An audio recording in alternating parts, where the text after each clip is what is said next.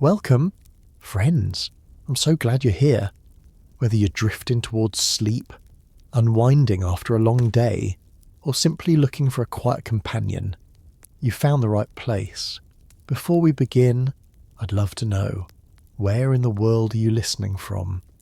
Perhaps you're wrapped in a blanket, sitting by a softly lit window, or resting somewhere under an open sky. Wherever you are, I hope you're warm, comfortable, and ready to wander with me into the vast emptiness between stars, where a frozen traveller moves through darkness carrying the chemical signature of a sun we'll never see. If you find peace or curiosity in these gentle stories, please consider liking the video, subscribing to the channel, or sharing it with someone who might need a moment of stillness too. And to those who've already joined along, thank you. The comet designated 3I/Atlas drifts inward through a region of space so sparsely populated that light itself takes hours to cross from one grain of ice to the next. Out here, beyond the orbits of Neptune and Pluto, beyond even the scattered disk where most of our solar system's icy debris resides, lies the Oort cloud, a spherical shell of frozen relics stretching nearly halfway to the nearest neighbouring star. Most objects here move in stately, millennial orbits around the Sun, barely stirring across human lifetimes.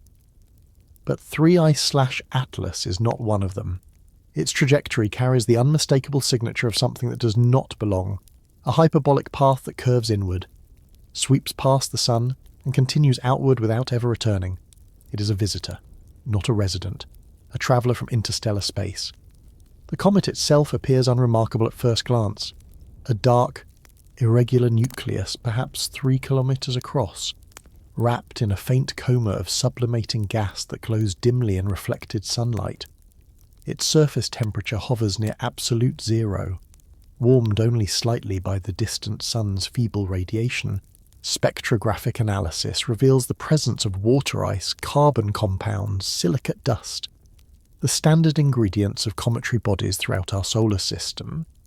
But embedded within that chemical imagery are subtle anomalies, isotopic ratios that deviate from solar system norms, trace molecules that hint at formation conditions slightly cooler, slightly more nitrogen-rich than the environments where Earth's comets condensed 4.5 billion years ago. These are the fingerprints of another stellar nursery entirely. The object's discovery came through automated sky surveys, telescopes that sweep the heavens methodically, comparing each night's images to the night before, flagging anything that moves against the fixed backdrop of distant galaxies. 3I/Atlas first appeared as an unremarkable smudge, indistinguishable from 1,000 other faint comets. Only after several nights of observation did astronomers calculate its orbital elements and realize what they were seeing: an eccentricity greater than 1, an orbital energy that is positive rather than negative, a velocity vector pointing unmistakably toward a future among the stars, the third confirmed interstellar object ever detected. A messenger carrying information encoded not in language or signal, but in the very atoms of its ice. What makes an interstellar comet different from its solar-born cousins is a matter of both chemistry and history. When our solar system formed from a collapsing molecular cloud, the temperature gradient across the protoplanetary disk sorted materials by volatility. Refractory metals and silicates condensed close to the young sun, while volatile ices collected in the colder outer regions. Every comet in our system formed within that specific thermal and chemical environment, shaped by the sun's luminosity, the disk's composition, the particular blend of elements that happen to be present in that particular patch of interstellar gas. But 3I/Atlas formed elsewhere, around a star with a different mass, a different luminosity, a different elemental abundance. The ratio of carbon to oxygen might have been slightly higher or lower. The proportion of deuterium to hydrogen carries the signature of different local conditions. These differences are subtle, measurable only with sensitive spectrographs, but they are real. The comet's journey to this point spans unimaginable time. Stellar dynamics models suggest it was likely ejected from its home system during the chaotic early phases of planetary formation, when gravitational interactions between nascent gas giants scattered smaller bodies in all directions. Some fell inward toward the star, others escaped to interstellar space, drifting through the galactic disk at speeds of tens of kilometers per second for millions of years, perhaps tens of millions. 3A/Atlas coasted through the void between star systems, its surface temperature in equilibrium with the cosmic microwave background, its interior frozen into a state of near-perfect stillness. No sunlight warmed it, no planetary gravity perturbed it. It simply fell along the gentle gradient of the Milky Way's gravitational field, one grain of ice among trillions. Then, by chance, its trajectory intersected our solar system's gravitational sphere of influence. The sun's gravity began to bend the comet's path, pulling it inward along a hyperbolic arc. As it descended toward the inner solar system, sunlight began to reach it, first as a barely detectable warmth, then as a measurable flux of photons energetic enough to break chemical bonds. The comet's surface started to sublimate, releasing molecules that had been locked in ice since the comet's formation.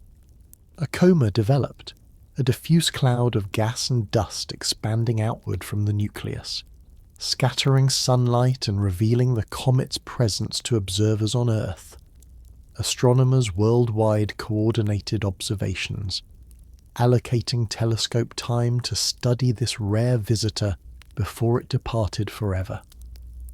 Every measurement added to the catalogue of knowledge. Brightness variations hinted at the nucleus's shape and rotation. Spectral lines revealed its composition. Thermal infrared observations constrained its albedo and surface properties. Models were constructed, refined, tested against new data.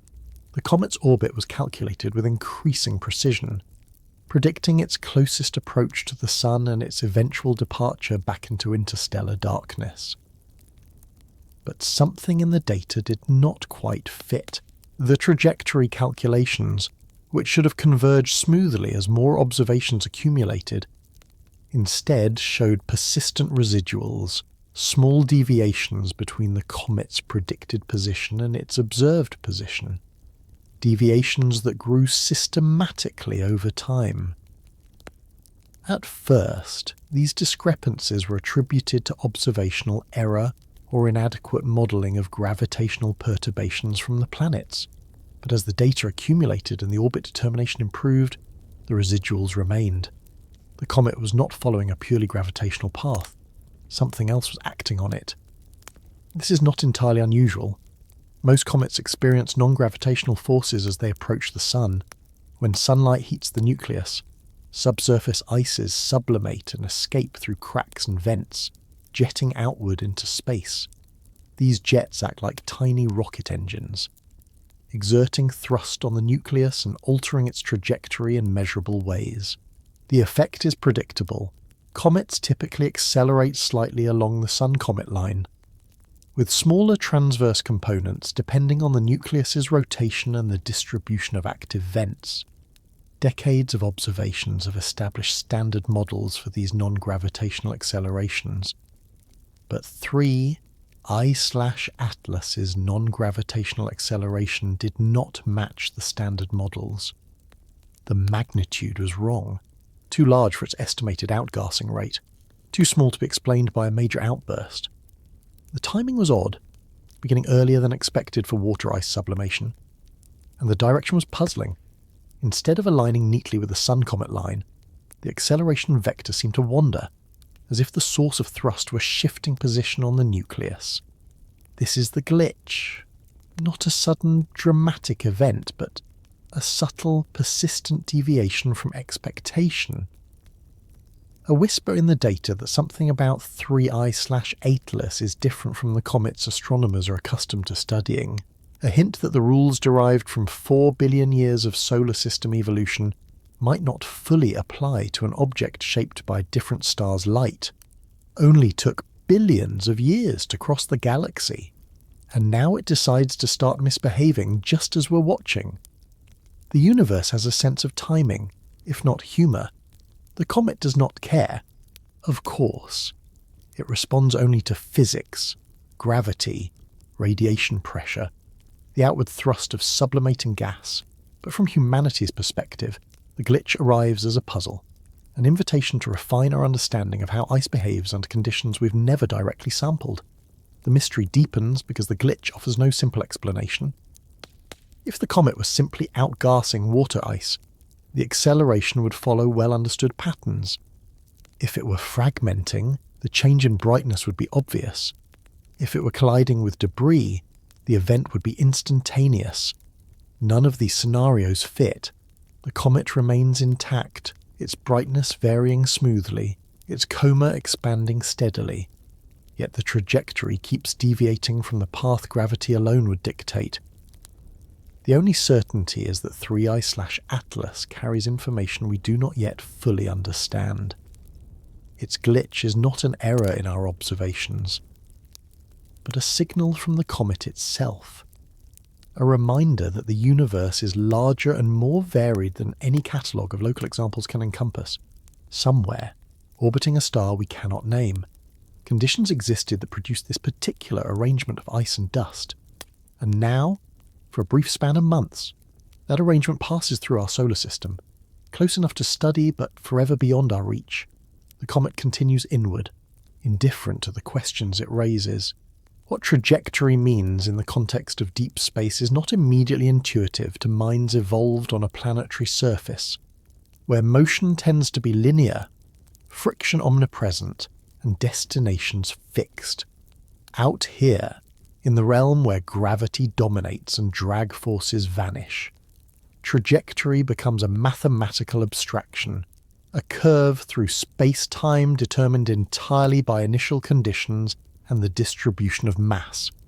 An object in motion continues in motion, not along a straight line as introductory physics suggests, but along the geodesic defined by the curvature of space around nearby stars and planets.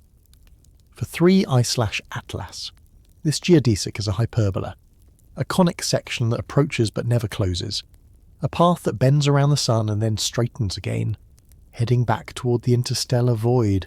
Astronomers determine trajectories by measuring positions over time.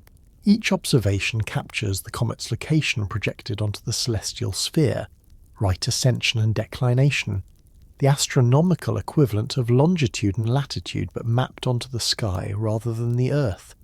These angular measurements, combined with distance estimates derived from parallax or brightness models, yield three-dimensional coordinates.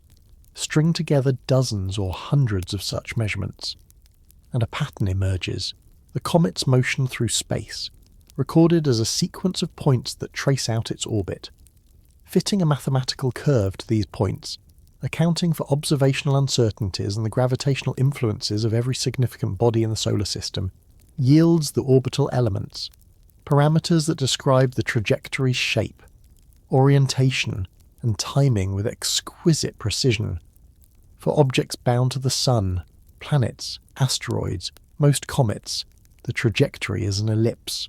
The orbital energy is negative, meaning the object lacks sufficient velocity to escape the Sun's gravitational well. Such objects return periodically, their orbits predictable over millennia.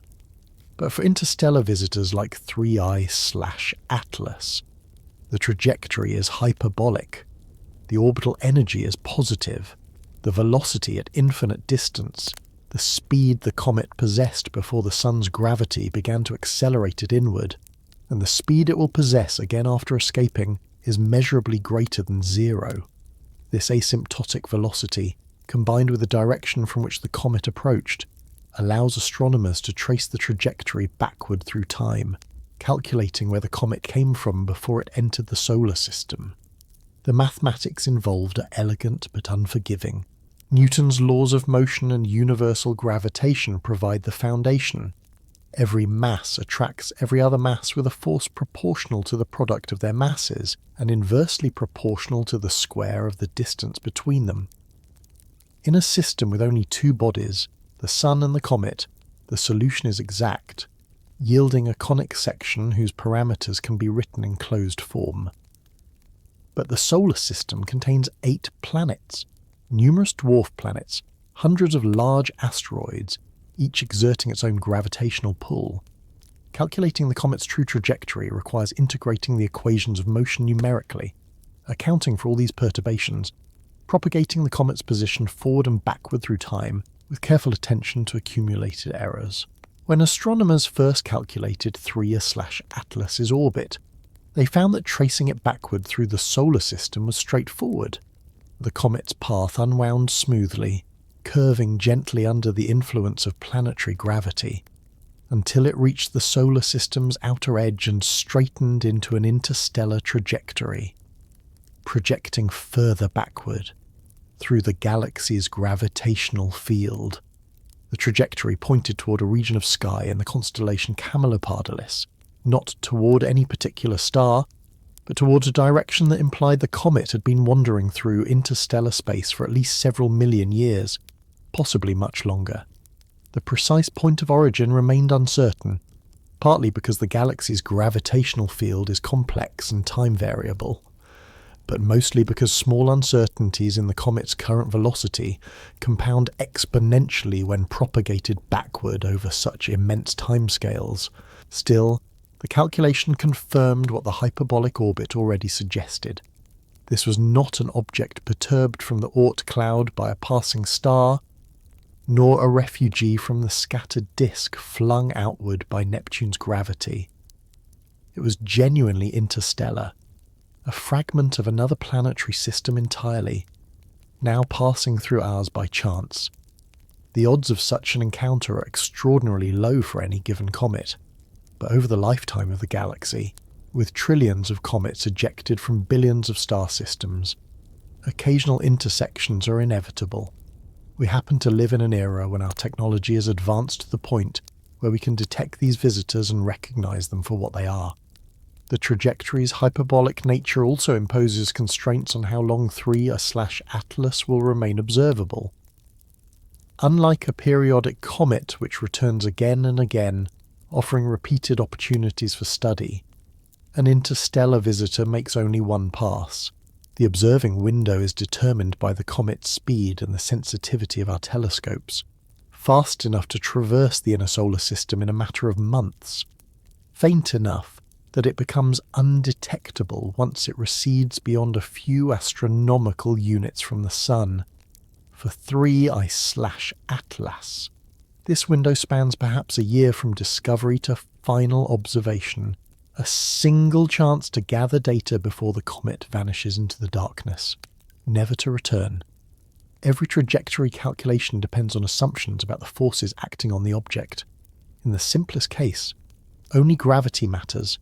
The comet responds to the Sun's pull and the lesser tugs of the planets, following a path determined purely by mass and distance. But real comets complicate this picture by outgassing. As sunlight heats the nucleus, volatile ices sublimate, escaping into space and carrying momentum with them. This outgassing exerts a reaction force on the nucleus, a rocket effect, that alters the trajectory in ways gravity alone cannot explain. For short-period comets observed over multiple apparitions, astronomers have developed sophisticated models to predict these non-gravitational forces, parameterizing them based on the comet's size, composition, rotation, and solar distance. Applying these models to Theia/Atlas should have been straightforward. The comet's size could be estimated from its brightness and assumed albedo. Its distance from the Sun was known precisely. Its outgassing rate could be inferred from the brightness and extent of the coma. Plug these values into the standard formulae, and the non-gravitational acceleration should emerge as a predictable function of time, something that could be incorporated into the trajectory calculation to improve the fit to observations. But when astronomers did this, the models failed. The predicted acceleration was too small. The observed residuals, the differences between predicted and observed positions, couldn't be reconciled with standard outgassing alone. This discrepancy is the glitch, not a single erroneous measurement, but a systematic deviation that persists across multiple observatories and observation dates. the comet is accelerating in a way that does not match the expectations derived from solar system comets. Either the standard models are incomplete, or 3I/Atlas is fundamentally different in some respect that those models do not account for. Determining which requires careful analysis, checking for observational biases, testing alternative outgassing scenarios, exploring whether the comet's interstellar origin might imply compositional differences that affect how it responds to sunlight. The process is iterative and cautious. Astronomers propose hypotheses. Perhaps the comet contains super-volatile ices that sublimate at greater distances from the Sun than water does. Perhaps its nucleus is more porous than typical, allowing gas to escape more efficiently. Perhaps its rotation is chaotic, causing the outgassing jets to change direction unpredictably, and then test each hypothesis against the data. Some can be ruled out immediately if supervolatiles were responsible. The acceleration should have begun much earlier, when the comet was still far from the Sun. Others remain plausible but unproven. Porosity and rotation affect outgassing in complex ways that are difficult to model without detailed knowledge of the nucleus's structure. What complicates the analysis is that trajectory determination and non-gravitational modelling are interdependent. To calculate the trajectory accurately, you need to know the non-gravitational forces, but to model the non-gravitational forces, you need an accurate trajectory to compare against. The solution emerges through iteration. Start with a purely gravitational orbit. Use it to identify residuals, model those residuals as non-gravitational forces, update the orbit, refine the model, repeat until the fit converges for 3I/Atlas. This process has revealed that the non-gravitational forces are real and significant, but their exact nature remains elusive. One quiet irony is that the glitch makes the comet more interesting, not less. A perfectly behaved interstellar visitor, one whose trajectory matched predictions flawlessly, would confirm our understanding but teach us little new 3I/Atlas. By deviating from expectation, forces astronomers to question assumptions, test alternative models, and consider possibilities that standard solar system comets never required. The glitch is not a failure of science, but an invitation to expand it. Another irony? We have been observing comets for centuries, accumulating vast archives of data, developing sophisticated theories, and yet, when an object from another star system arrives, we find that our theories do not quite fit. The universe is under no obligation to conform to human expectations. Comets shaped by different stars might simply behave differently. The surprise is not that 3I/Atlas shows anomalies, but that we expected it not to. A third irony lies in the precision required. Measuring a trajectory deviation of a few kilometres across hundreds of millions of kilometres of space demands instrumentation sensitive enough to detect positional shifts smaller than a single arc-second. This is akin to measuring the width of a human hair from across a city. Only took a century of technological development to achieve such precision. And now we use it to track a frozen visitor that will never return. The trajectory continues to evolve as new data arrives. Each night, observatories around the world point their instruments toward the comet, capturing photons that have travelled from the Sun to the comet and then across interplanetary space to Earth. These photons carry information, positional data encoded in their arrival direction, spectral data encoded in their wavelengths, brightness data encoded in their flux. Extracting that information requires careful calibration, sophisticated software, and a deep understanding of instrumental systematics. The comet does not cooperate or resist, it simply exists, following the only path physics allows, indifferent to the questions it raises or the models it challenges. Somewhere in its interior, processes unfold that we can only infer from their gravitational consequences. Ices sublimating, gas escaping, structure shifting. These processes leave their signature in the trajectory, a subtle bending, a slight acceleration, a deviation measured in arc-seconds and kilometres. Reading that signature requires patience, precision, and a willingness to accept that some questions have no immediate answers. The glitch appears in the data not as a sudden anomaly, but as a pattern that emerges slowly across weeks of observation.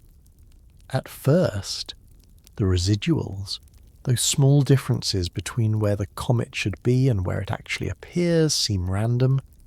The expected scatter of measurement uncertainty. Telescopes are imperfect instruments. Atmospheric turbulence blurs starlight. Timing errors accumulate. Every observation carries with it a margin of error, a confidence interval within which the true position probably lies. When astronomers plot these residuals over time, they expect to see noise, points scattered symmetrically above and below zero, averaging out to nothing, signifying only the limitations of their instruments and methods. But 3I/Atlas's residuals do not average out to nothing. Instead, they drift systematically in one direction, then shift, then drift again. The comet consistently appears slightly ahead of its predicted position along its orbit, as if something were giving it a gentle push forward. The magnitude of this offset grows with time, not dramatically, but steadily. A few hundred meters here, a kilometer there, accumulating into deviations large enough that they cannot be dismissed as observational noise. When astronomers plot these residuals as a function of solar distance, heliocentric velocity, and time since perihelion, no simple correlation emerges. The acceleration does not follow the clean power law relationship expected from standard water ice sublimation. It behaves, instead, like something more complex is happening beneath the surface. This is how subtle the glitch is. Not a visible outburst, not a dramatic change in brightness or coma morphology, but a whisper in the astrometric data. Most observers watching the comet through their telescopes would see nothing unusual. Just another faint fuzzy patch moving slowly against the stars. The anomaly exists only in the mathematics, in the comparison between prediction and measurement, in the accumulated weight of dozens of observations that collectively reveal a pattern invisible to the naked eye. It is the kind of discovery that requires patience, rigorous bookkeeping, and a willingness to trust that small deviations, if systematic, mean something real. The challenge in interpreting the glitch lies in distinguishing signal from artifact. Could the residuals be caused by errors in the planetary ephemerides, the predicted positions of Jupiter, Saturn, and the other giant planets whose gravity perturbs the comet's path? Unlikely. Planetary positions are known to extraordinary precision, refined over decades of spacecraft navigation and radar ranging. Could the glitch result from observational bias? Perhaps a systematic error in how different telescopes measure position? Possible, but the residuals appear consistently across multiple observatories using different instruments and reduction pipelines. Could it be a computational artifact? An error in the numerical integration software? Doubtful. The same software successfully models thousands of other comets without producing spurious accelerations. After ruling out instrumental and computational causes, astronomers are left with the conclusion that the glitch represents a real physical process occurring on or within the comet. Something about 3I/Atlas is causing it to accelerate in a way that pure gravity cannot explain. The question becomes, what process, and why does it differ from the well-understood outgassing behaviour of solar system comets? Standard cometary outgassing follows predictable patterns because water ice, the dominant volatile in most comets, sublimates at temperatures that correspond to specific solar distances. Beyond about 3 astronomical units from the Sun, water ice remains largely frozen. Closer than that, sunlight heats the surface sufficiently to drive sublimation, releasing water vapour that escapes into space and carries with it dust particles embedded in the ice. This process creates the coma and tail that make comets visually spectacular. But it also exerts a reaction force on the nucleus, because the sublimation is driven by sunlight. The outgassing jets tend to point roughly away from the Sun, producing an acceleration component that is primarily radial along the Sun-comet line, with smaller tangential and normal components that depend on the nucleus's rotation and the distribution of active areas. For 3I/Atlas, the observed acceleration does not fit this pattern cleanly. The radial component is present, as expected, but its magnitude is larger than standard models predict for a comet of this size and brightness. The tangential and normal components, the accelerations perpendicular to the Sun-comet line, are also significant, suggesting that the outgassing is not uniformly distributed, or that the nucleus's rotation is affecting the jet orientation in non-trivial ways. Moreover, the acceleration profile as a function of solar distance shows features that are hard to explain with water ice alone. It begins earlier than expected, persists longer, and exhibits variations in magnitude that do not correlate obviously with changes in solar heating. One possibility is that 3I/Atlas contains a higher proportion of more volatile ices, compounds that sublimate at lower temperatures than water. Candidates include carbon monoxide, carbon dioxide, methane, and nitrogen, all of which can remain solid at temperatures where water ice is stable but begin to sublimate at greater distances from the Sun. If the comet's interior is enriched in these supervolatiles, perhaps because it formed in a colder region of its home protoplanetary disk, then outgassing could begin earlier and produce acceleration patterns different from those of water-dominated comets. Spectroscopic observations offer some support for this idea. Emission lines from carbon monoxide have been detected in the coma, indicating its presence. Though not in quantities obviously sufficient to explain the full magnitude of the glitch, another possibility is that the nucleus's structure plays a role. If 3I/Atlas is not a solid monolithic body, but rather a loosely bound aggregate, a rubble pile held together by weak gravity and even weaker cohesive forces, then its internal structure might be highly porous. Porosity affects outgassing efficiency. Gas produced deep within the nucleus can escape more easily through a network of pores and cracks, potentially carrying more momentum and producing larger accelerations than would occur if the gas had to diffuse through solid ice. High porosity could also allow for the storage of volatile-rich pockets deep within the nucleus, which only become exposed to sunlight as surface layers sublimate away, leading to delayed or episodic outgassing events. Rotation adds yet another layer of complexity. If the nucleus is spinning, the direction of outgassing jets rotates with it, causing the net thrust to vary over time. For a nucleus in a simple rotation state spinning around a single stable axis, this variation is predictable and can be modelled straightforwardly. But if the nucleus is in a more complex rotation state, such as tumbling or precession, where the spin axis itself is changing orientation, then the outgassing pattern becomes chaotic. The acceleration vector wanders unpredictably, making it difficult to fit with simple parameterized models. Preliminary light curve observations of 3I/Atlas suggest irregular brightness variations consistent with non-principal axis rotation, hinting that tumbling might indeed be occurring.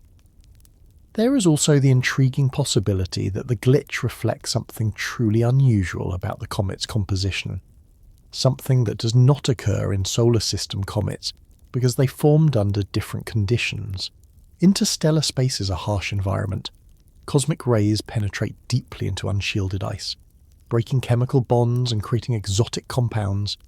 Over millions of years of exposure, the outer layers of an interstellar comet might accumulate radiation-damaged material, amorphous ices with altered sublimation properties, or trace organics that affect how heat is absorbed and distributed.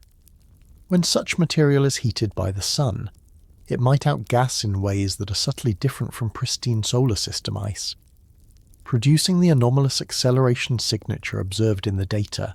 What remains uncertain is which of these possibilities, if any, is the correct explanation. The glitch could result from a single dominant process, or from the combined effect of several factors acting simultaneously. Disentangling them requires more data, high-resolution imaging to constrain the nucleus's shape and rotation state, detailed spectroscopy to measure the abundance of different volatiles, thermal infrared observations to map surface temperatures, and continued astrometric monitoring to refine the acceleration profile as the comet approaches perihelion and then recedes. Only took millions of years of interstellar wandering, and now the comet decides to reveal its peculiarities through a few meters per second of unexplained acceleration. The universe operates on its own timescales, indifferent to human curiosity. The glitch exists because physical processes within the comet demand it, not because astronomers wish to understand it. The comet will continue to accelerate, or not. According to laws, it has no choice but to obey. For now, the glitch remains what it has always been, a signal in the data, a deviation from expectation, a reminder that the universe contains phenomena we do not yet fully comprehend. It is not a crisis for science, but an opportunity, a chance to learn something new about how comets behave when they come from somewhere other than here. The answer, when it comes, will likely be mundane, a combination of known physics applied under slightly unusual conditions. But until then, the glitch persists, quiet and stubborn, waiting for the right model to explain it away. What comets do when they warm is a process both ancient and ongoing, repeated countless times throughout the history of the solar system, yet never quite identical from one comet to the next. The basic mechanism is straightforward.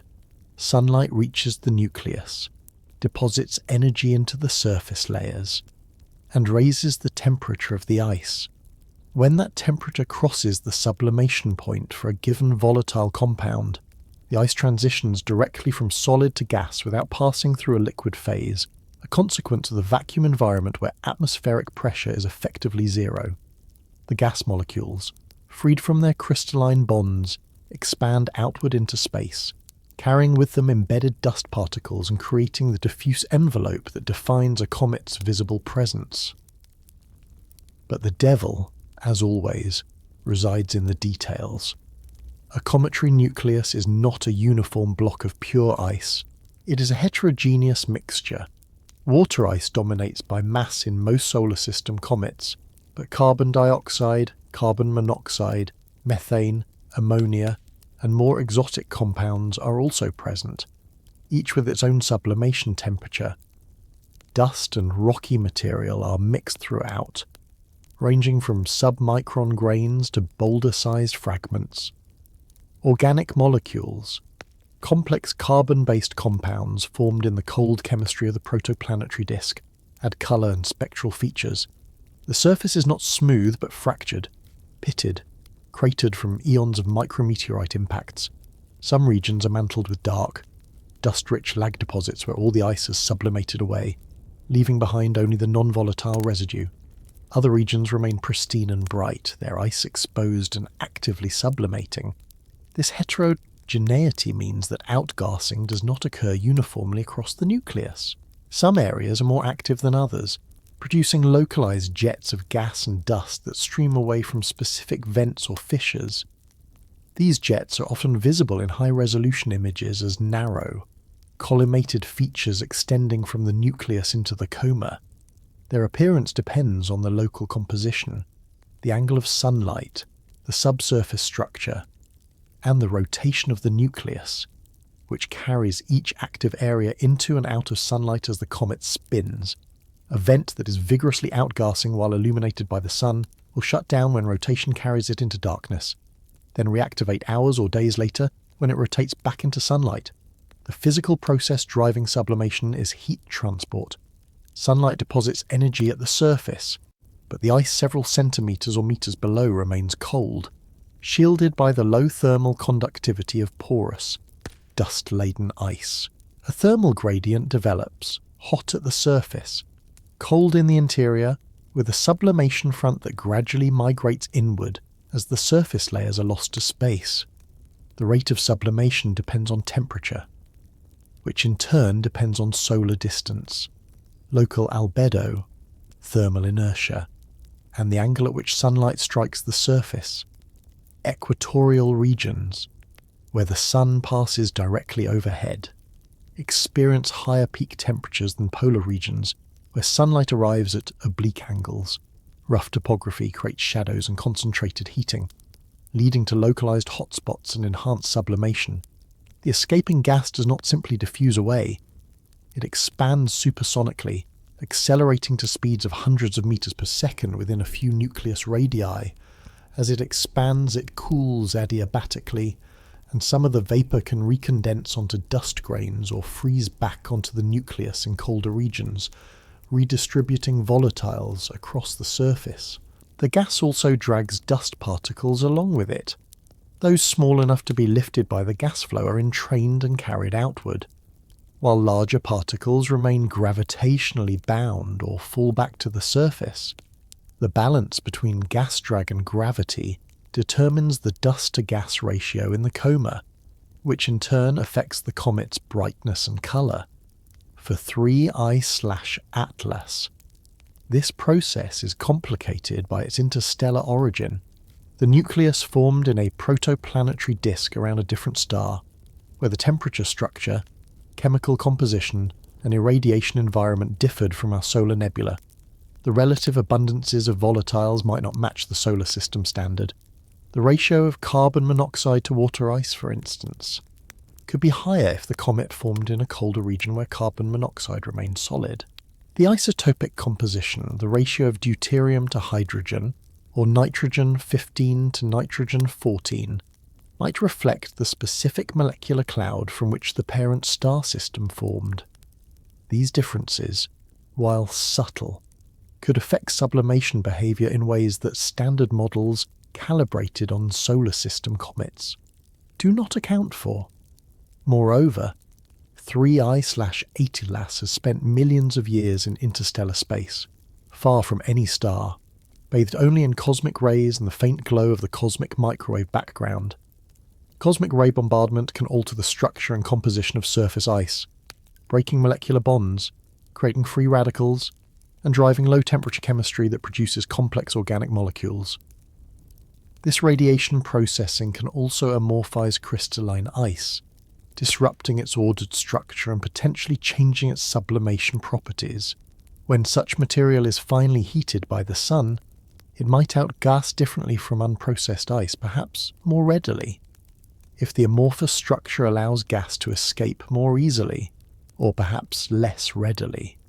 If a radiation-damaged crust has formed that inhibits sublimation, the jets produced by sublimating ice exert a force on the nucleus, a recoil effect analogous to the thrust of a rocket engine. Each outgassing jet carries momentum, and by Newton's third law, the nucleus experiences an equal and opposite momentum change. For a small nucleus with weak gravity, this rocket effect can produce measurable accelerations, altering the comet's trajectory in ways that pure gravity cannot. The magnitude and direction of the acceleration depend on the total outgassing rate, the distribution of active areas across the nucleus, and the orientation of the spin axis. In principle, this rocket effect is predictable. If you know the nucleus's shape, rotation state, and the distribution of active regions, you can calculate the net thrust vector as a function of time and solar distance. For well-studied periodic comets, astronomers have refined such models to the point where non-gravitational accelerations can be predicted with reasonable accuracy. But for 3I/Atlas, most of these parameters remain uncertain. The nucleus is too small and too distant to be resolved into a detailed shape model. The rotation state is ambiguous, possibly complicated by tumbling. The distribution of active areas is unknown, and the composition, the relative abundances of water, carbon monoxide, carbon dioxide, and other volatiles can only be inferred from spectroscopic observations that capture emissions from the coma, not the nucleus itself. What complicates matters further is that sublimation is not the only process at work. As gas escapes, it can carry away more heat than sunlight delivers, cooling the surface and slowing further sublimation, negative feedback loop. Conversely, if dust accumulates on the surface faster than it is removed, it can form an insulating layer that traps heat and warms the subsurface, enhancing sublimation beneath the dust mantle, a positive feedback loop. The interplay between these processes can produce complex nonlinear behavior, periods of quiescence punctuated by outbursts, gradual changes in activity levels, or erratic variations that defy simple modelling. There is also the possibility of subsurface structure playing a role. If the nucleus contains buried pockets of highly volatile ice, carbon monoxide or nitrogen for instance, sealed beneath layers of less volatile material, then the warming of the nucleus as it approaches the sun might eventually heat those pockets to their sublimation point. The resulting build-up of gas pressure could fracture the overlying layers, venting suddenly and producing a transient but intense outburst. Such events have been observed in solar system comets, often appearing as sudden increases in brightness that last for days or weeks before fading. Whether 3I/Atlas harbours such buried volatiles is unknown, but if it does, they could contribute to the anomalous acceleration by releasing gas in unpredictable bursts. One quiet irony is that we understand the physics of sublimation quite well. Thermodynamics, heat transfer, gas dynamics are all well-established fields, yet applying that physics to a specific comet remains maddeningly difficult. The problem is not the fundamental science, but the boundary conditions. We do not know the nucleus's internal structure, its precise composition, its thermal properties. Without those details, predictions remain approximate, and anomalies like the glitch in 3I/Atlas's trajectory persist as puzzles. Another irony: comets are among the most primitive objects in the solar system, preserving material from the earliest epochs of planet formation, yet their behaviour is astonishingly complex. They are not static relics, but dynamic, evolving bodies that respond to sunlight in intricate ways. Understanding them requires integrating knowledge from thermodynamics, chemistry, fluid dynamics, radiative transfer, and celestial mechanics, a multidisciplinary effort that still leaves room for surprises. A third irony lies in the simplicity of the underlying cause. All this complexity, the jets, the coma, the non-gravitational accelerations, the glitch in the trajectory, arises from nothing more exotic than frozen water and other simple molecules being warmed by sunlight. Only took a few degrees of temperature change to set the whole process in motion. The universe builds elaborate consequences from mundane ingredients, provided enough time and space for those ingredients to interact. The comet does not concern itself with these ironies. It warms because the sun's radiation reaches it. It outgasses because thermodynamics demands it. It accelerates because momentum must be conserved. The glitch in its trajectory is not a mystery to the comet. It is simply the natural outcome of ice sublimating under specific conditions that happen to differ slightly from the conditions astronomers are most familiar with. The mystery exists only from the human perspective, where incomplete knowledge meets the universe's indifference to our desire for simple explanations.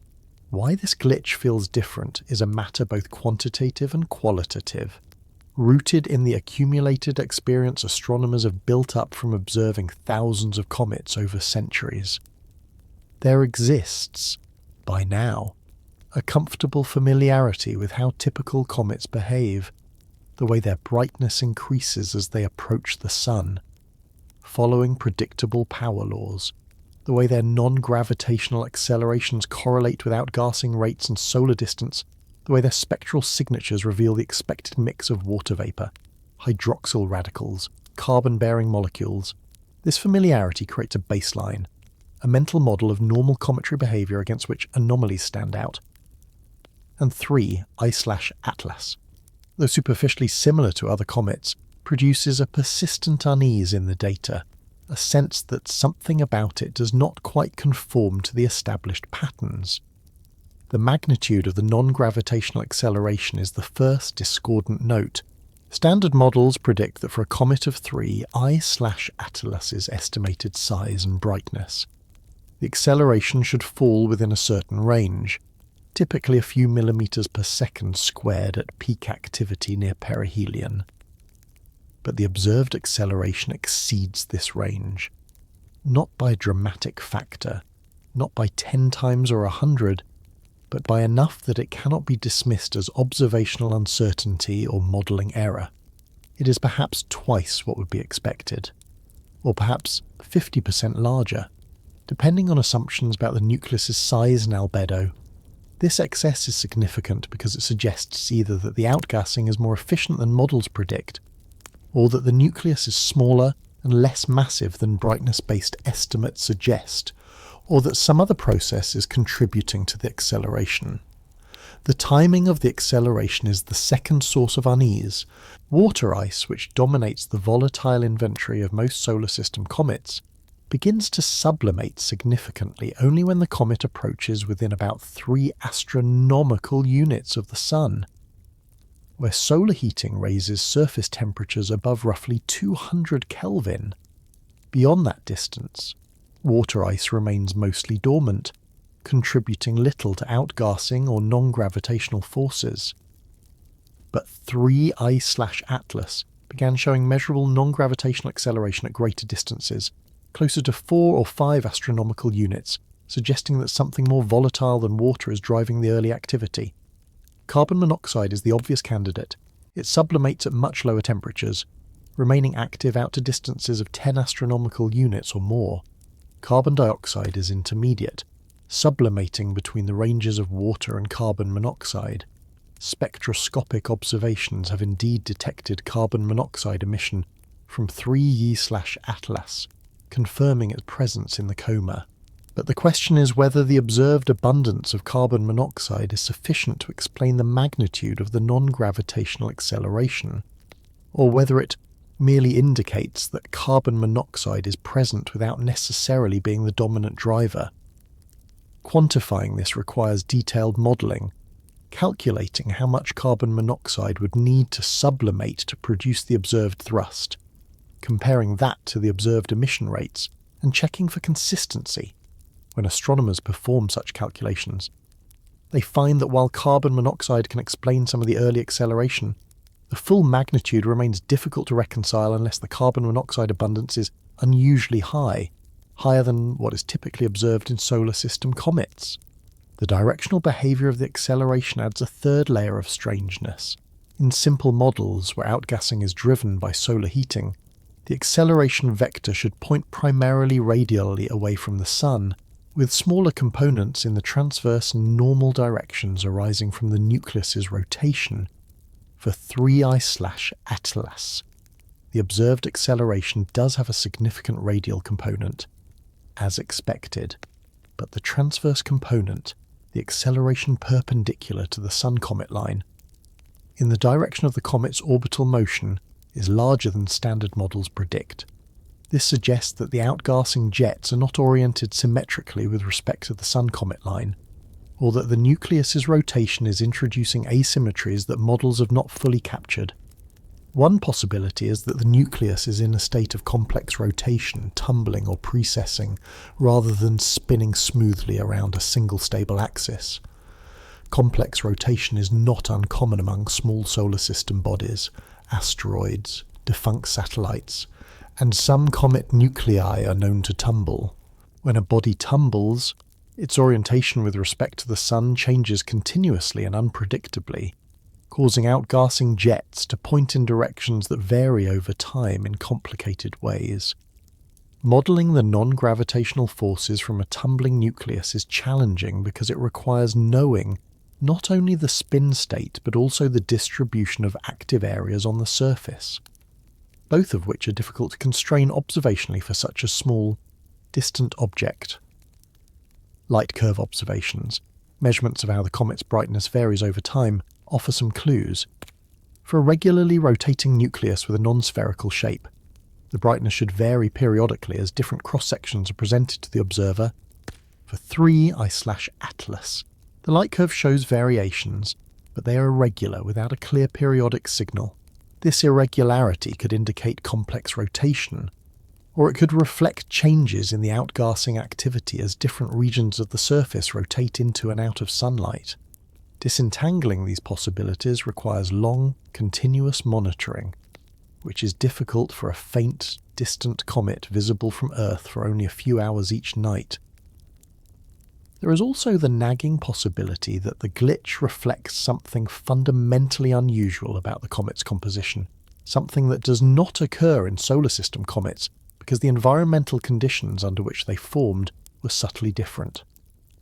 Theoretical models of protoplanetary disks predict that the ratio of different volatiles depends on the disk's temperature structure, which in turn depends on the central star's luminosity, the disk's mass, and the radial distance from the star. A disk around a slightly cooler star, or one with a different mass distribution, might produce comets with higher abundances of carbon monoxide or methane relative to water. If 3I/Atlas formed in such a disk, its volatile inventory might differ enough from solar system norms to produce the observed anomalies. Isotopic measurements offer a way to test this idea. The ratio of deuterium to hydrogen in water, for instance, reflects the temperature and chemical environment in which the water ice formed. Similarly, the ratio of nitrogen-15 to nitrogen-14 in nitrogen-bearing molecules can reveal information about the parent molecular cloud's history. If 3I/Atlas's isotopic ratios differ significantly from those of solar system comets, it would support the hypothesis that its composition is genuinely unusual. Unfortunately, measuring isotopic ratios in such a faint, distant object is extraordinarily difficult, requiring large telescopes, long integration times, and favourable observing conditions. The data collected so far are insufficient to draw firm conclusions. What remains is a collection of hints and suggestions, none conclusive on their own, but collectively pointing toward the conclusion that 3I/Atlas is not behaving quite like the comets astronomers are accustomed to studying.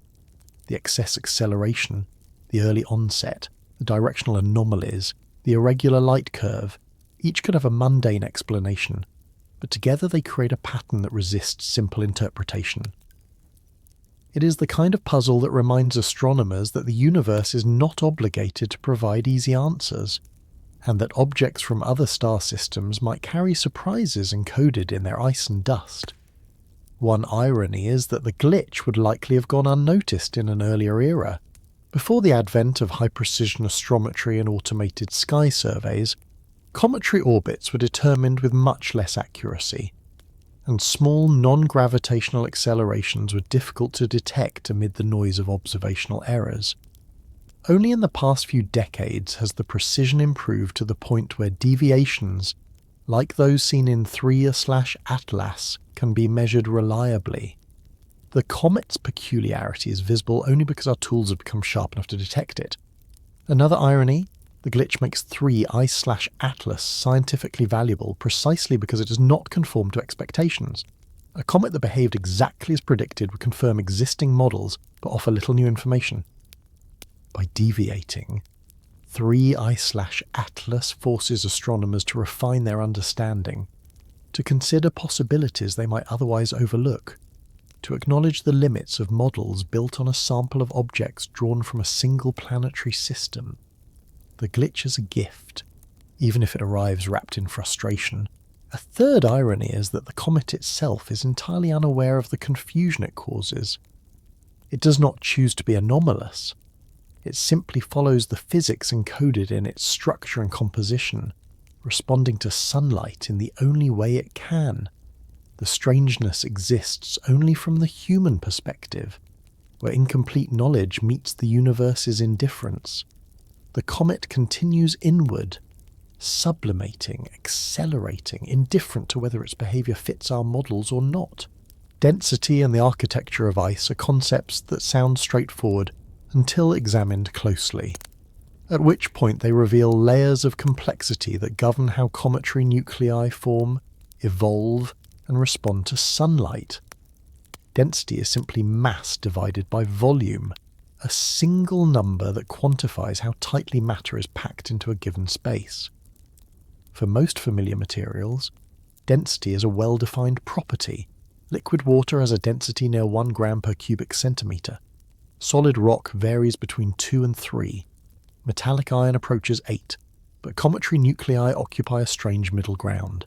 They're composed primarily of ice and rock.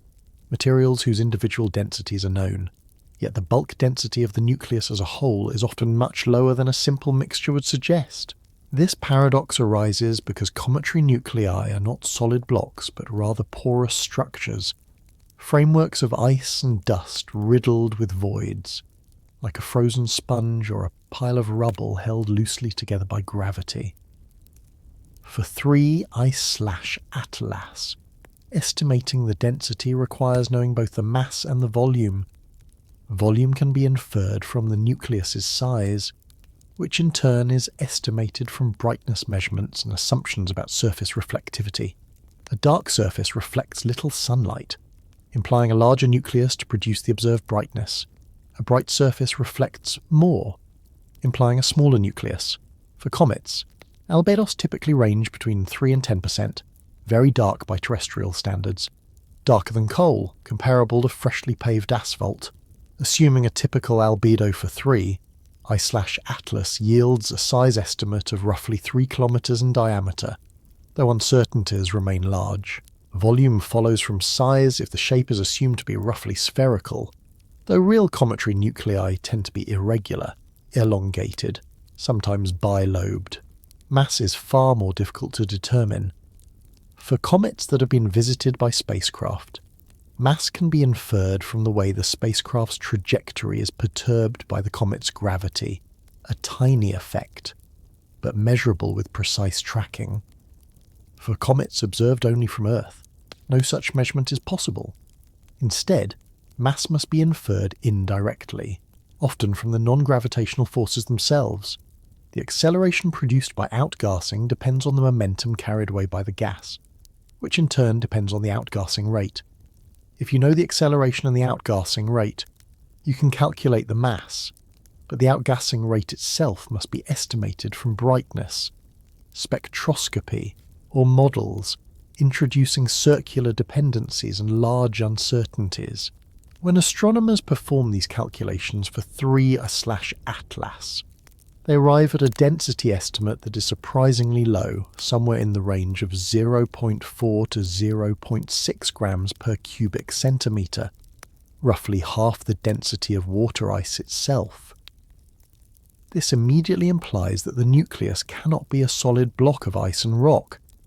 Instead, it must be highly porous, with voids occupying a significant fraction, perhaps 50% or more, of the total volume. The nucleus is more empty space than solid matter, a fragile structure held together by forces so weak that a human standing on its surface could leap into orbit with a modest jump. This porosity has profound implications for how the nucleus behaves. A porous structure allows gas generated deep within the interior to escape more easily, migrating through interconnected voids and cracks until it reaches the surface and vents into space. In a solid, non-porous nucleus, gas produced by sublimation at depth would have to diffuse slowly through solid ice, a process limited by the ice's thermal conductivity and permeability. But in a porous nucleus, gas can flow relatively freely, potentially allowing subsurface reservoirs of volatiles to contribute to outgassing even when the surface layers are depleted or mantled with dust. The origin of this porosity lies in the nucleus's formation history. Cometary nuclei are thought to form through the gentle aggregation of smaller icy particles in the cold outer regions of protoplanetary disks. Unlike planets, which grow large enough for gravity to compress their interiors and drive differentiation, cometary nuclei remain small. Their internal pressure is insufficient to crush voids or sinter particles together. The result is a primordial structure, a loosely bound collection of ice and dust grains, preserving the porosity inherited from the original aggregation process. Over billions of years, cosmic ray bombardment, micrometeorite impacts, and thermal cycling might alter the surface layers, but the deep interior remains largely unmodified, a frozen archive of conditions in the protoplanetary disk. For 3I/Atlas, which formed in another star system and then spent millions of years in interstellar space, the porosity might be even more extreme. In the vacuum of interstellar space, there's no atmosphere to cushion impacts, and even tiny dust grains colliding at interstellar velocities can erode or fracture the surface. Cosmic rays penetrate deeply, depositing energy and potentially weakening the ice's structural integrity. Thermal cycling, though minimal in the near absolute zero environment of deep space, could still induce stresses that propagate cracks. By the time the comet enters our solar system, its structure might be more fragile than a typical solar system comet, more susceptible to disruption, more prone to sudden changes in outgassing as internal pockets become exposed. The architecture of ice itself adds another dimension to the puzzle. Water ice, the dominant component, can exist in multiple crystalline forms depending on temperature and pressure. The familiar hexagonal form, ice IH, stable at the pressures and temperatures found on Earth's surface, is what constitutes snowflakes and glaciers. But at lower temperatures, or in the presence of trapped gases, water can form amorphous ice, a disordered structure lacking long-range crystalline order. Amorphous ice is metastable. When warmed, it undergoes a phase transition to crystalline ice, releasing trapped gases in the process, a phenomenon that can drive transient outbursts in comets as they approach the Sun. Whether 3I/Ateles contains significant amorphous ice is unknown, but its interstellar origin makes it a possibility. In the dense molecular clouds where stars and planetary systems form, temperatures are low enough, around 10 to 20 Kelvin, that water vapour condensing onto dust grains forms amorphous rather than crystalline ice. If 3I/Ateles' ice retained this amorphous structure through its journey, then warming by the Sun could trigger the phase transition, releasing trapped volatiles and contributing to the anomalous acceleration. Alternatively, if cosmic ray processing in interstellar space amorphized initially crystalline ice, a similar effect could occur. The mechanical strength of porous ice is another factor.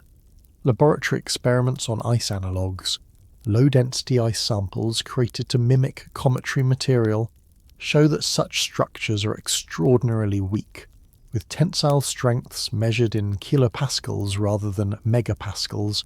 This means the nucleus can fracture or crumble under stresses that would be trivial for solid rock. The centrifugal forces from rotation, the thermal stresses from differential heating, even the pressure build-up from subsurface gas. If 3I/Ateles is tumbling, the changing orientation of the centrifugal force could induce internal shifts, opening new pathways for gas to escape and altering the pattern of outgassing over time. There is also the possibility that the nucleus is not a single coherent body but a contact binary, two smaller bodies touching or orbiting close together, or even a loosely bound cluster of fragments. Such configurations are known among solar system comets. The famous comet 67P/Churyumov-Gerasimenko, visited by the Rosetta spacecraft, turned out to be a contact binary, two lobes connected by a narrow neck. If 3I/Ateles has a similar structure, the dynamics become even more complicated. The two lobes might have different compositions, different outgassing rates, different thermal properties, all contributing asymmetrically to the non-gravitational forces.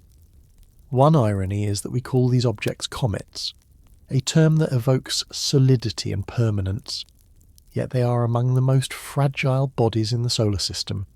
A cometary nucleus has less structural integrity than freshly fallen snow, less cohesion than a sandcastle on a beach. Only the vacuum of space and the weakness of self-gravity allow such structures to persist. Any attempt to bring a piece of cometary nucleus back to Earth would see it sublimate, crumble, or collapse under its own weight the moment it experienced atmospheric pressure or significant gravity. Another irony, the porosity that makes cometary nuclei so fragile, is also what makes them so scientifically valuable. That porosity preserves volatiles, prevents internal differentiation, and allows the nucleus to retain a record of the conditions under which it formed. A solid, compacted body would have lost its most volatile components, homogenized its interior, and erased much of the information astronomers seek. The fragility is a feature, not a bug, a consequence of the gentle processes that assemble these bodies in the first place. A third irony lies in the precision required to study something so insubstantial. Measuring the density of a porous, low-mass object millions of kilometres away, inferring its internal structure from trajectory perturbations measured in fractions of an arcsecond. This is astronomy at its most demanding. Only took a century of technological refinement to reach the point where such measurements are possible. The universe rewards patience and precision, but only just barely. The comet continues, its fragile architecture intact for now, responding to sunlight in ways that its porous structure allows, indifferent to the questions its density raises. The rotation nobody can pin down is perhaps the most elusive aspect of 3I/Atlas, a parameter that should be straightforward to measure but instead remains stubbornly ambiguous despite weeks of careful observation. Rotation is fundamental to understanding any celestial body. It governs how sunlight is distributed across the surface, how thermal energy is transported, how outgassing jets are oriented in space. For an irregularly shaped nucleus, rotation causes periodic variations in brightness as different cross-sections, some larger, some smaller, some brighter, some darker, are presented to the observer. By measuring these brightness variations over time, astronomers can determine the rotation period, infer the shape, and constrain the orientation of the spin axis. This technique, called light curve analysis, has been applied successfully to thousands of asteroids and dozens of cometary nuclei, yielding a wealth of information about their physical properties. But 3I/Atlas refuses to cooperate. Its light curve, the plot of brightness versus time, shows variations, as expected, but the pattern is irregular, lacking the clean periodicity that would indicate simple rotation. Some nights the comet brightens and dims with an apparent period of 8 or 9 hours. Other nights the variations are weaker, or faster, or seem to shift phase. When astronomers attempt to fold the data, plotting all the measurements against a single assumed rotation period to see if they stack coherently, no single period produces a clean, repeating pattern. The comet's brightness wanders erratically, as if the nucleus is changing its orientation in unpredictable ways. This behaviour is characteristic of an object in a complex rotation state, sometimes called non-principal axis rotation or tumbling. Most rotating bodies eventually settle into stable rotation around their principal axis of inertia, the axis about which the moment of inertia is largest. This is the state of minimum rotational energy for a given angular momentum, and energy dissipation through internal friction gradually drives rotating bodies toward this state. Earth, for instance, rotates stably around its polar axis, which is very close to its principal axis. But if a body is set spinning around a different axis, or if its spin is disturbed by an external torque, it can enter a tumbling state where the rotation axis itself precesses, wobbling through space while the body spins. This tumbling motion is periodic in principle. It repeats over a timescale set by the body's shape and angular momentum, but the period can be long, and the resulting light curve is far more complex than the simple sinusoidal pattern produced by stable rotation. For 3I/Atlas, the irregular light curve suggests that such tumbling is likely occurring. The nucleus might be spinning around one axis while the axis itself precesses around another axis, producing a complicated pattern of brightness variations that depends on both the spin period and the precession period. Modelling such motion requires knowing the nucleus's shape, mass distribution, and moments of inertia, parameters that are difficult to constrain for a distant, unresolved object. Without a detailed shape model, predicting the light curve becomes an inverse problem with many possible solutions, few of which can be definitively ruled out. The cause of the tumbling, if indeed it is tumbling, could lie in the comet's history. During its ejection from its home planetary system, gravitational interactions with planets could have imparted a complex spin state. Subsequent collisions with interstellar debris, rare but not impossible over millions of years, could have altered the spin further. Alternatively, the tumbling might be more recent, induced by asymmetric outgassing as the comet began to warm upon entering the inner solar system. When jets of gas erupt from specific locations on the surface, they exert torques on the nucleus, changing its angular momentum. If the outgassing is strong enough and asymmetric enough, it can nudge the nucleus out of stable rotation and into a tumbling state. The consequences of tumbling for the non-gravitational acceleration are significant. In a stably rotating nucleus, the outgassing jets rotate with the nucleus but maintain a fixed orientation relative to the spin axis. The time-averaged thrust vector can be calculated relatively straightforwardly, and its effect on the orbit can be modelled with standard techniques. But in a tumbling nucleus, the orientation of the outgassing jets changes continuously in a complex, three-dimensional pattern. The thrust vector wanders, sometimes reinforcing itself, sometimes partially cancelling out, producing a net acceleration that is difficult to predict without detailed knowledge of the tumbling motion. This is likely part of the reason why 3I/Atlas's non-gravitational acceleration does not fit standard models. The models assume stable rotation, or at least a slowly varying spin axis. They parameterize the acceleration as a function of solar distance and time, assuming that the underlying physical process, sublimation driven by solar heating, varies smoothly and predictably. But if the nucleus is tumbling, the acceleration depends not only on solar heating but also on the instantaneous orientation of the nucleus, which changes in ways that are not captured by simple parameterizations. The glitch in the trajectory might simply be the signature of tumbling, visible in the astrometric data as a systematic deviation that cannot be fit with models designed for stable rotators. Testing this hypothesis requires more data. High-cadence photometry, brightness measurements taken frequently over many consecutive nights, could reveal the full complexity of the light curve and allow astronomers to search for the signatures of tumbling, quasi-periodic variations with multiple frequency components, phase shifts that evolve over time, amplitude modulations that indicate precession. Such data are difficult to obtain for a faint, distant comet, requiring dedicated observing campaigns with large telescopes and favourable weather. The observing window is limited. The comet is bright enough to study only when it is relatively close to the Sun, and even then, it remains near the threshold of detectability for all but the largest instruments. Radio observations offer another approach. If the nucleus has a significant radar cross-section, bouncing radio waves off it could provide direct measurements of the rotation period and possibly even the shape. But radar observations of comets are challenging. The nucleus is small, the distance is large, and the signal must compete with noise from the coma and the background sky. Only a handful of comets have been successfully detected with radar, and all were much closer to Earth than 3I/Atlas is likely to come. There is also the intriguing possibility that the rotation state is changing over time, evolving as the comet warms and outgasses.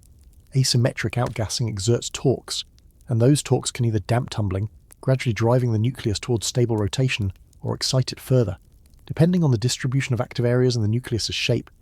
For small, low-mass nuclei like 3I/Atlas, the timescales for spin changes can be short, measured in weeks or months rather than years. If the rotation is indeed evolving, then observations taken early in the comet's apparition might show different behaviour than observations taken near Perihelion, complicating efforts to construct a consistent model.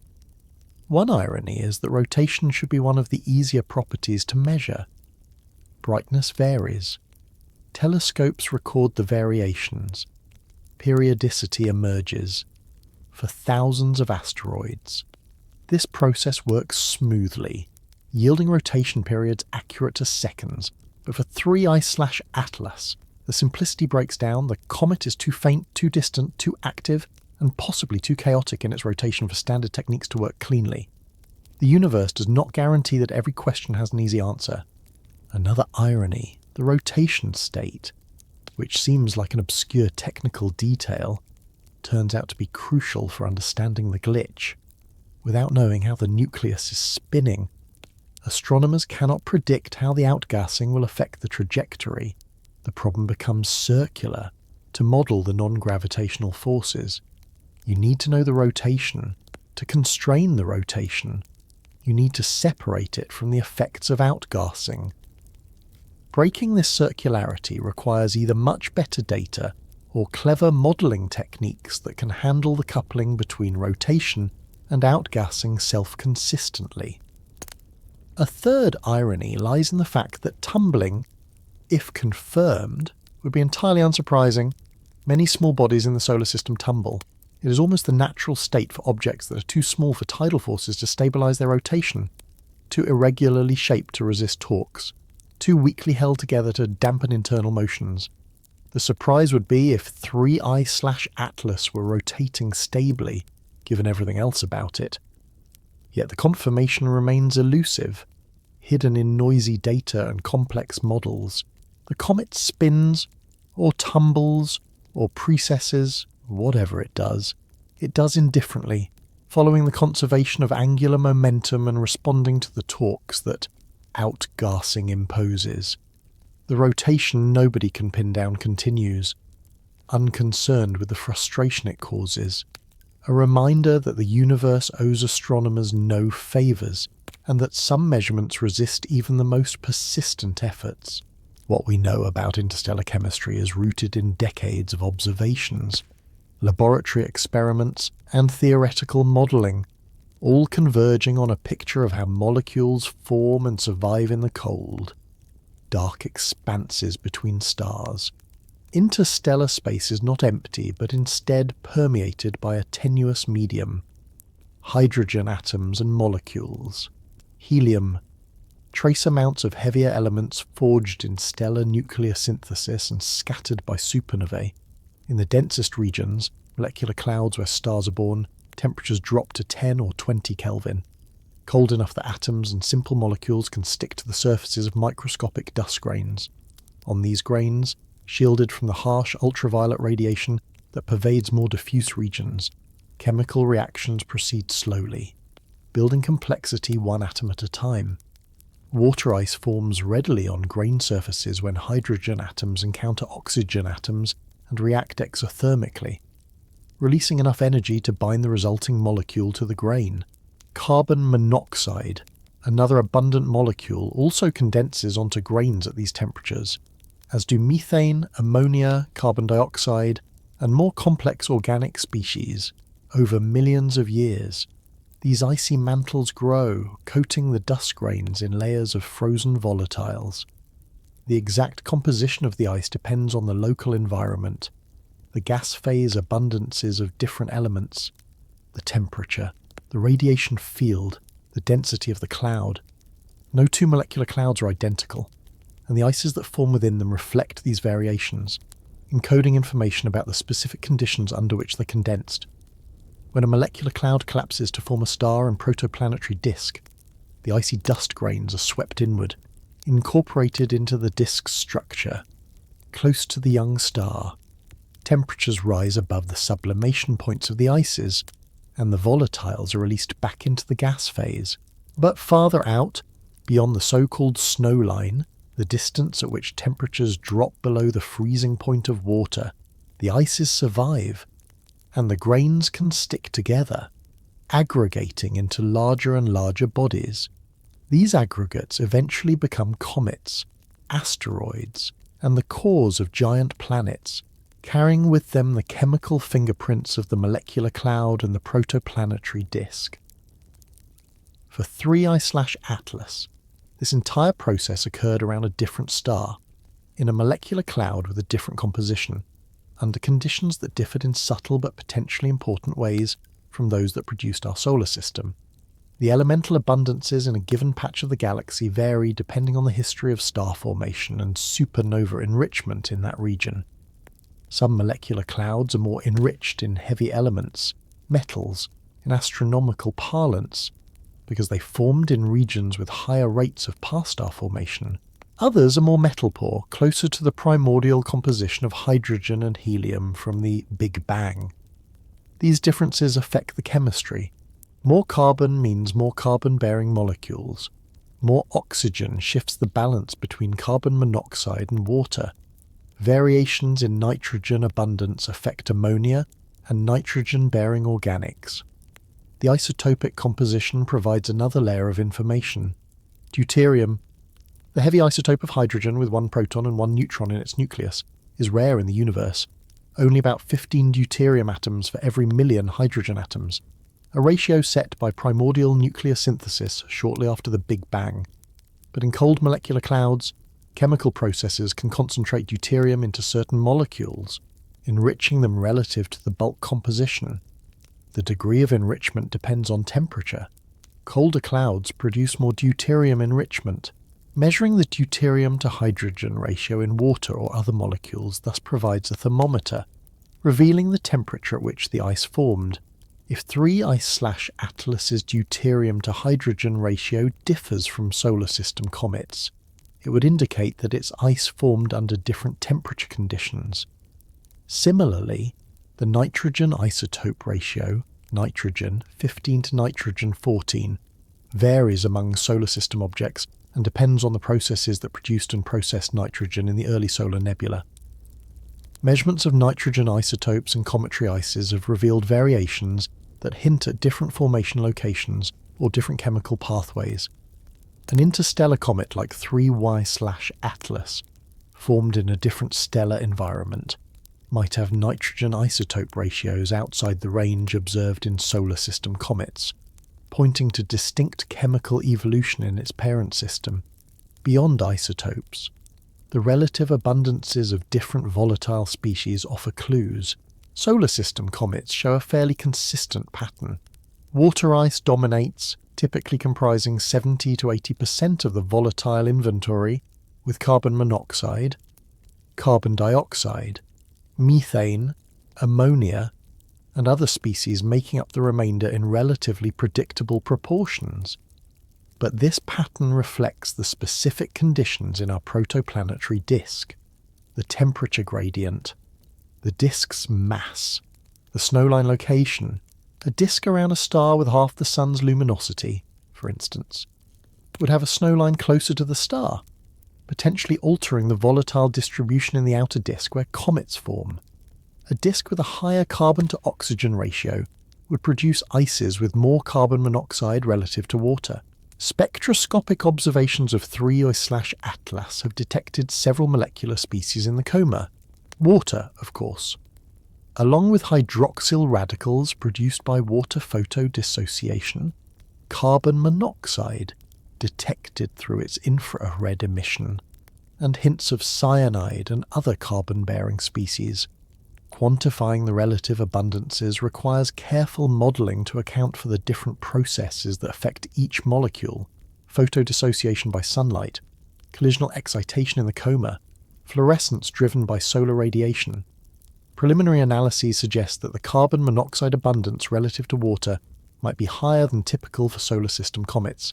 Though uncertainties remain large, if confirmed, elevated carbon monoxide would be consistent with formation in a colder region of the protoplanetary disk, or in a disk where carbon monoxide was more abundant in the gas phase. It might also reflect the comet's interstellar history. Cosmic rays and ultraviolet photons in interstellar space can drive chemistry on grain surfaces, potentially altering the ice composition over millions of years. Radiation processing can break water molecules, producing hydrogen that escapes and leaving behind oxygen-rich residues. It can synthesize complex organics from simpler precursors.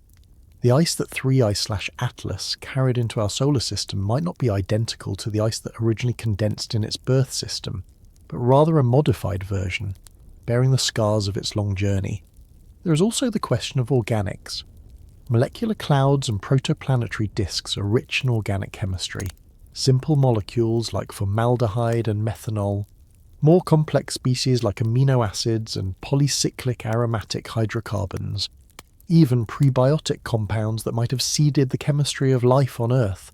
Cometary ices are thought to contain a diverse inventory of such organics. many of which have been detected spectroscopically or sampled directly by spacecraft missions like Rosetta and Stardust. If 3I/Atlas formed in a chemically distinct environment, its organic inventory might differ from solar system norms, potentially including molecules that are rare or absent in our comets. Detecting specific organic species in 3I/Atlas is challenging. Many organics do not have strong spectral features in the visible or near-infrared wavelengths accessible from ground-based telescopes. Identifying them requires either ultraviolet spectroscopy, difficult because the comet is faint and UV observations must be done from space, or direct sampling, which is impossible for an interstellar visitor on a hyperbolic trajectory. Still, the search continues. Each new spectrum, each new observation, adds to the catalogue of what is known and narrows the range of what remains possible. One irony is that we've spent decades studying the chemistry of our own solar system, building detailed models of how ices form and evolve, only to find that when an object from another system arrives, we cannot be certain those models apply. The chemistry of planet formation might be more diverse than a single example can reveal.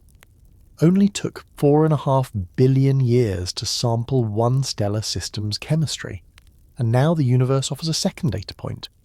Another irony? The molecules that make up 3I/Atlas, water, carbon monoxide, methane, are among the simplest and most common in the universe. Yet their exact proportions encode a wealth of information about environments we can never directly observe. The ice is simultaneously mundane and precious, ordinary in composition but unique in history. A third irony lies in the humility the glitch imposes. Astronomers thought they understood cometary outgassing well enough to predict trajectories accurately, but faced with a comet whose chemistry might differ by 10 or 20% from the norm, the models falter. The universe operates on the principle that details matter, that small differences compound into observable effects, and that certainty is always provisional. The comet carries its interstellar chemistry inward, sublimating molecule by molecule, revealing its secrets incrementally, never all at once.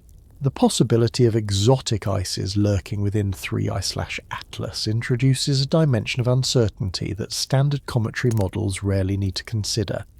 In the solar system, the volatile inventory of comets is relatively well characterized after decades of observation. Water ice dominates overwhelmingly, with carbon dioxide and carbon monoxide present in smaller but predictable quantities, and trace amounts of methane, ammonia, hydrogen sulfide, and various organic compounds rounding out the mixture. This consistency arises because all solar system comets formed within the same protoplanetary disk, subject to the same temperature gradient, the same elemental abundances, the same chemical processes. The variations that do exist, slightly more carbon monoxide in Jupiter family comets versus long-period comets, for instance, reflect differences in formation location within the disk. But the overall pattern remains recognizable.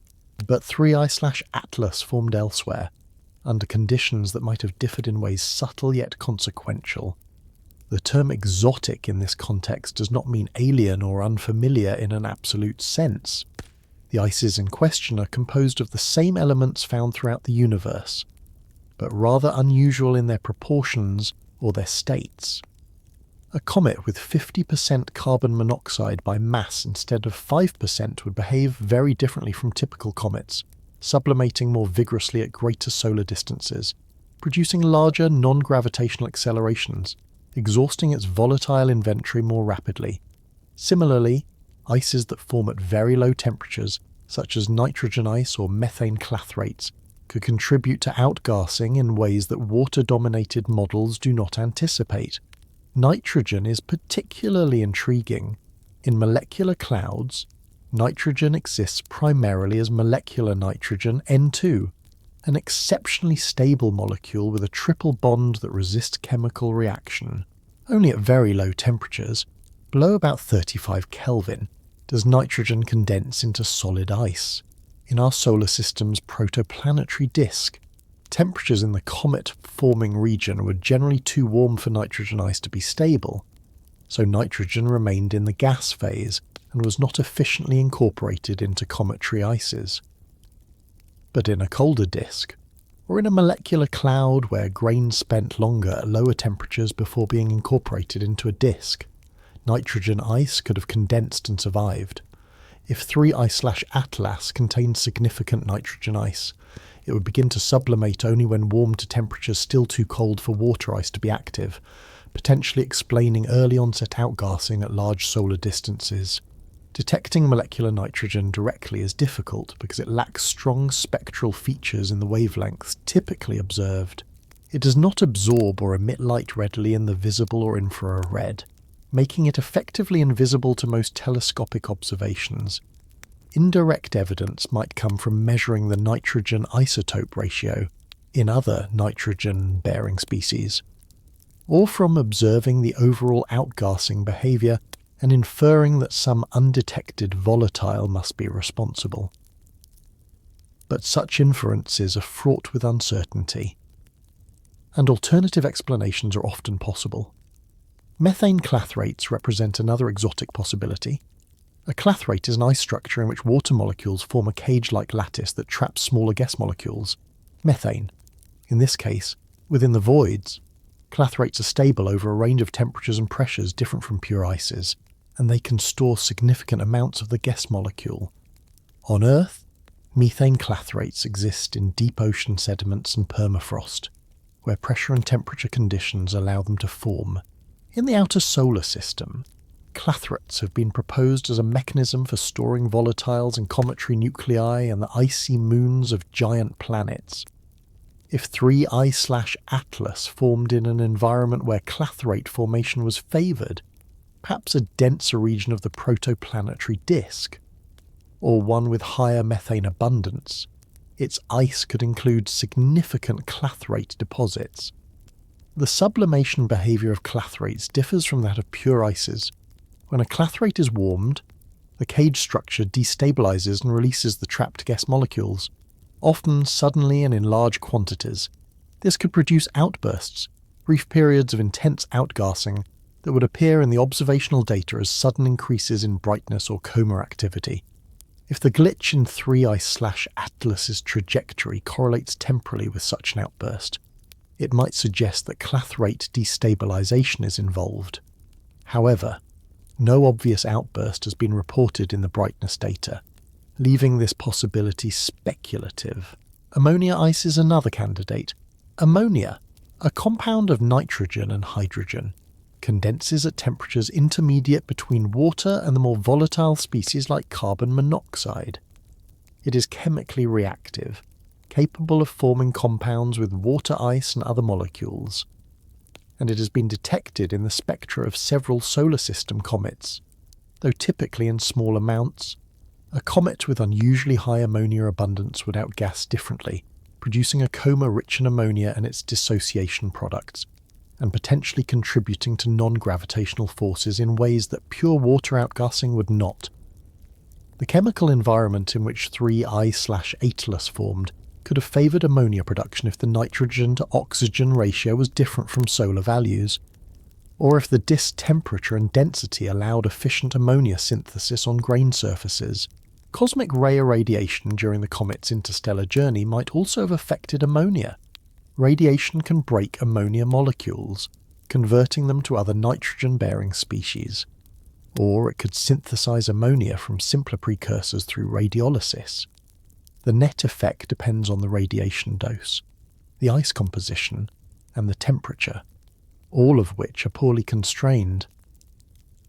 There is also the intriguing, if speculative, possibility that 3I/Atlas contains ices that are genuinely rare or absent in solar system objects, species that require very specific formation conditions and that have not been identified in our own comets because those conditions did not occur here.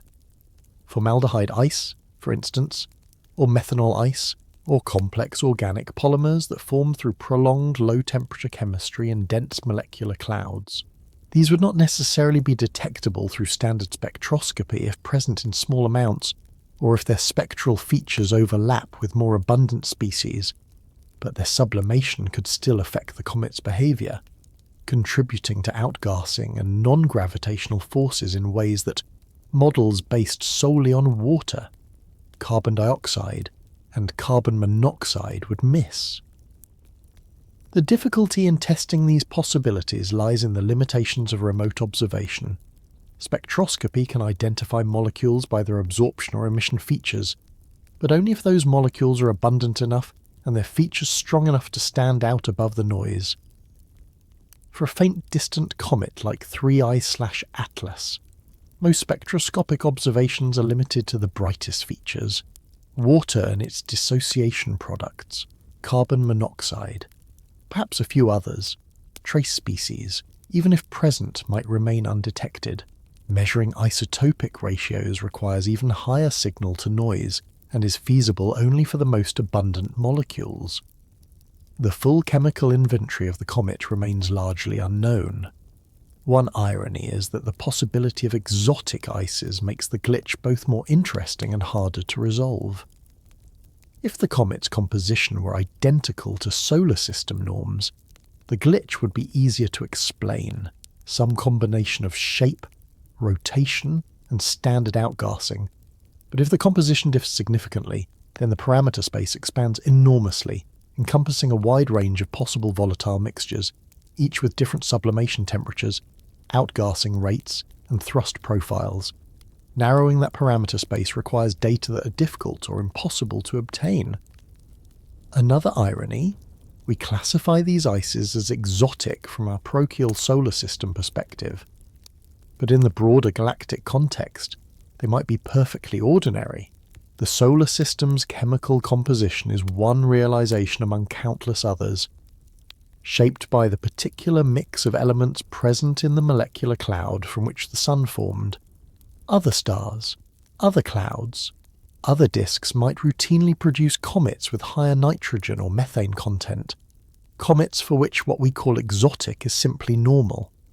A third irony lies in the fact that the exotic ices, if they exist, will sublimate away and be lost to space long before the comet could ever be studied in detail. Each pass through the inner solar system erodes the nucleus, stripping away its outer layers, depleting its volatile inventory. For an interstellar visitor making a single pass, there is no second chance.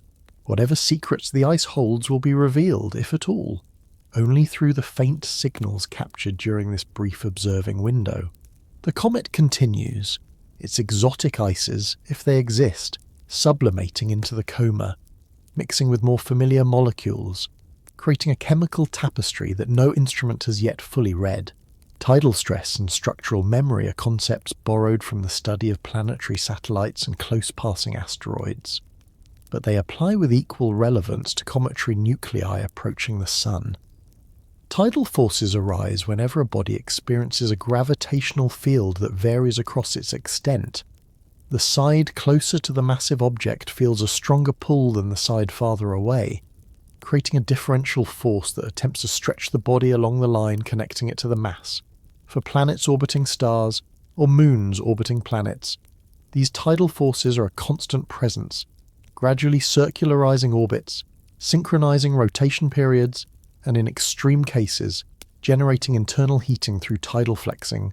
For a small, fragile cometary nucleus passing through the inner solar system, tidal forces from the Sun are typically weak, far weaker than the nucleus's own self-gravity, but not necessarily negligible. At Perihelion, when 3I/Atlas makes its closest approach to the Sun, the tidal stress reaches its maximum. The difference in gravitational acceleration between the near side and far side of the nucleus, though small in absolute terms, becomes significant when compared to the nucleus's weak internal cohesion. For a 3-kilometre nucleus at a perihelion distance of roughly 1 astronomical unit, the tidal stress is measured in pascals, comparable to the gentle pressure of a breeze on Earth. This seems trivial until one recalls that the tensile strength of porous cometary ice is also measured in kilopascals at most, perhaps less. The tidal stress, while weak, is not irrelevant. It tugs, gently but persistently, at a structure that is already barely holding itself together. The effect of this tidal stress depends critically on the nucleus's internal structure. If the nucleus were a solid, monolithic block of ice with no pre-existing fractures or weaknesses. The tidal stress would induce elastic deformation, slight stretching, but no permanent damage.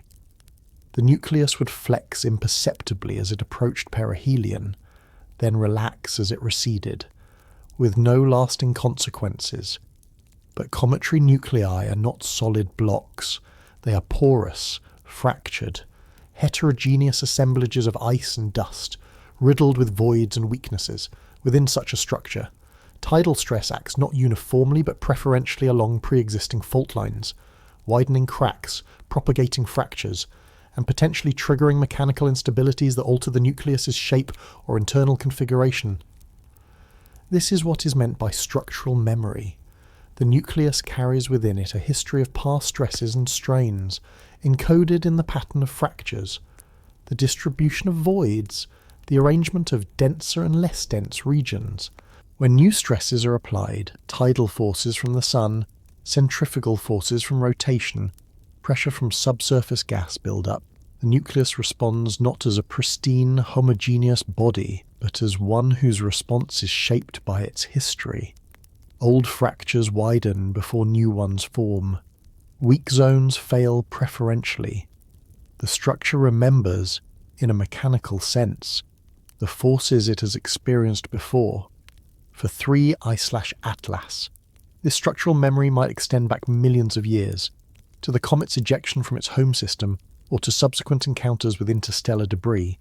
Any collision, no matter how minor, would have imparted stress, creating fractures that remain frozen into the ice, dormant until new stresses activate them.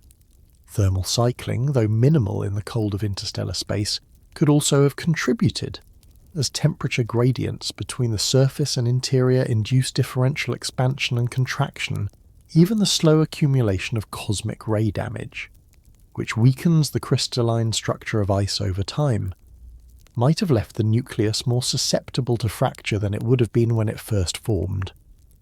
As the comet warms and approaches perihelion, several processes converge to stress the structure simultaneously. Solar heating raises surface temperatures, creating thermal gradients that induce expansion and contraction.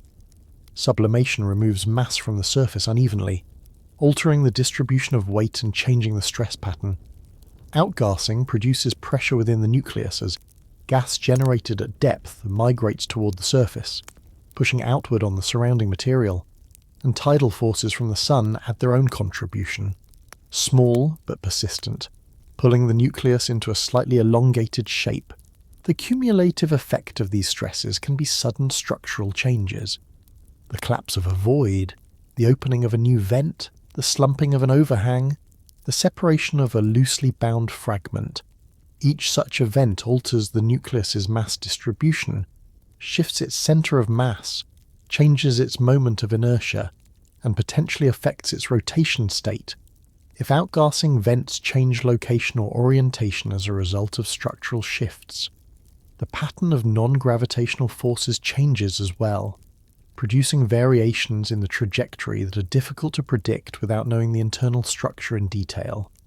There is observational evidence from solar system comets that such structural changes occur. Some comets have been observed to undergo sudden outbursts, brief periods of intense activity that are thought to result from the exposure of fresh, volatile rich material when overlying layers collapse or fracture. Others are fragmented entirely, breaking into multiple pieces that subsequently separate and fade. The famous comet Shoemaker-Levy 9 was torn apart by tidal forces during a close approach to Jupiter, its nucleus fragmenting into a chain of smaller bodies that subsequently collided with the planet. While 3I/Atlas will not experience tidal forces anywhere near that extreme, the principle remains: a weak structure subjected to stress can fail, and the consequences depend on the details of that structure. For 3I/Atlas, any structural changes occurring as it approaches perihelion might manifest in several ways. The light curve could change if the nucleus's shape or rotation state is altered. The outgassing rate might increase suddenly if new vents open or buried volatiles are exposed. The non-gravitational acceleration could shift in magnitude or direction if the thrust from outgassing jets changes. Detecting such changes requires continuous monitoring, but the comet's faintness and the limited availability of large telescopes make such monitoring sporadic at best. Days or weeks can pass between observations, during which significant changes might occur unnoticed. There is also the possibility that structural changes have already occurred and are partly responsible for the glitch. If the nucleus underwent a fracture or collapse event earlier in its approach, shifting its internal mass distribution and changing the pattern of outgassing, the resulting change in trajectory might appear in the data as an anomalous acceleration that does not fit standard models. Without before and after images showing the nucleus's surface, confirming this hypothesis is difficult, but it remains a plausible explanation. The fragility of cometary nuclei also means that structural failure is not a binary event, either intact or destroyed, but a spectrum of possibilities. Minor fractures might propagate slowly, opening gradually over days or weeks. Voids might collapse incrementally, each small event contributing a little to the overall change. The nucleus might shed small fragments, pieces too small to be detected individually but collectively significant in their effect on the mass distribution and outgassing pattern. All of this occurs silently, invisibly, millions of kilometers from Earth, leaving only indirect traces in the data. One irony is that the very weakness that makes cometary nuclei so susceptible to tidal stress is also what allows them to exist at all. A more cohesive structure would have accreted into a larger body during the chaotic early phases of planetary formation, swept up by growing planets or ejected entirely. Only the weakest, most loosely bound aggregates, too small to grow, too dispersed to merge, survived as comets. The fragility is not a flaw but a necessary condition for their existence. Another irony: tidal forces from the Sun are negligible compared to the forces that govern most astrophysical processes. Stellar winds, supernova shock waves, galactic tides, yet here, acting on a small, fragile body, they are potentially significant. The universe operates across an enormous range of scales, and what is trivial at one scale can be decisive at another. Only took a few pascals of stress to potentially alter a comet's structure and trajectory.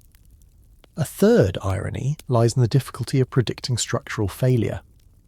Engineers on Earth have sophisticated tools for modelling stress and fracture in materials, but they rely on knowing the material properties, the geometry, the boundary conditions, all of which are poorly constrained for a distant cometary nucleus. The prediction becomes an educated guess at best, a recognition that failure is possible but not a confident statement of when or how. The comet continues inward, its internal structure responding to the accumulated stresses, fractures propagating or not, voids collapsing or holding, the ice remembering and forgetting in equal measure. What observatories see and miss when they point their instruments toward 3I/Atlas is a study in the limits of remote observation. A reminder that even the most sophisticated telescopes capture only a narrow slice of the information radiating from the comet. Light is the messenger, photons travelling across millions of kilometres of space, carrying encoded within their wavelengths, intensities, and polarization states the fingerprints of the processes that produced them. But the decoding is imperfect, constrained by the wavelengths accessible to different instruments, the sensitivity thresholds below which signals disappear into noise, and the fundamental ambiguity that arises when trying to infer three-dimensional structure and internal processes from two-dimensional images and one-dimensional spectra. Ground-based telescopes operating in visible light see primarily reflected sunlight, photons from the sun that have bounced off the nucleus and dust grains in the coma, then travel to Earth. The brightness of this reflected light depends on the nucleus's size, shape, albedo, and the amount of dust in the coma. By measuring brightness over time, astronomers can infer something about rotation and shape, but the interpretation is non-unique.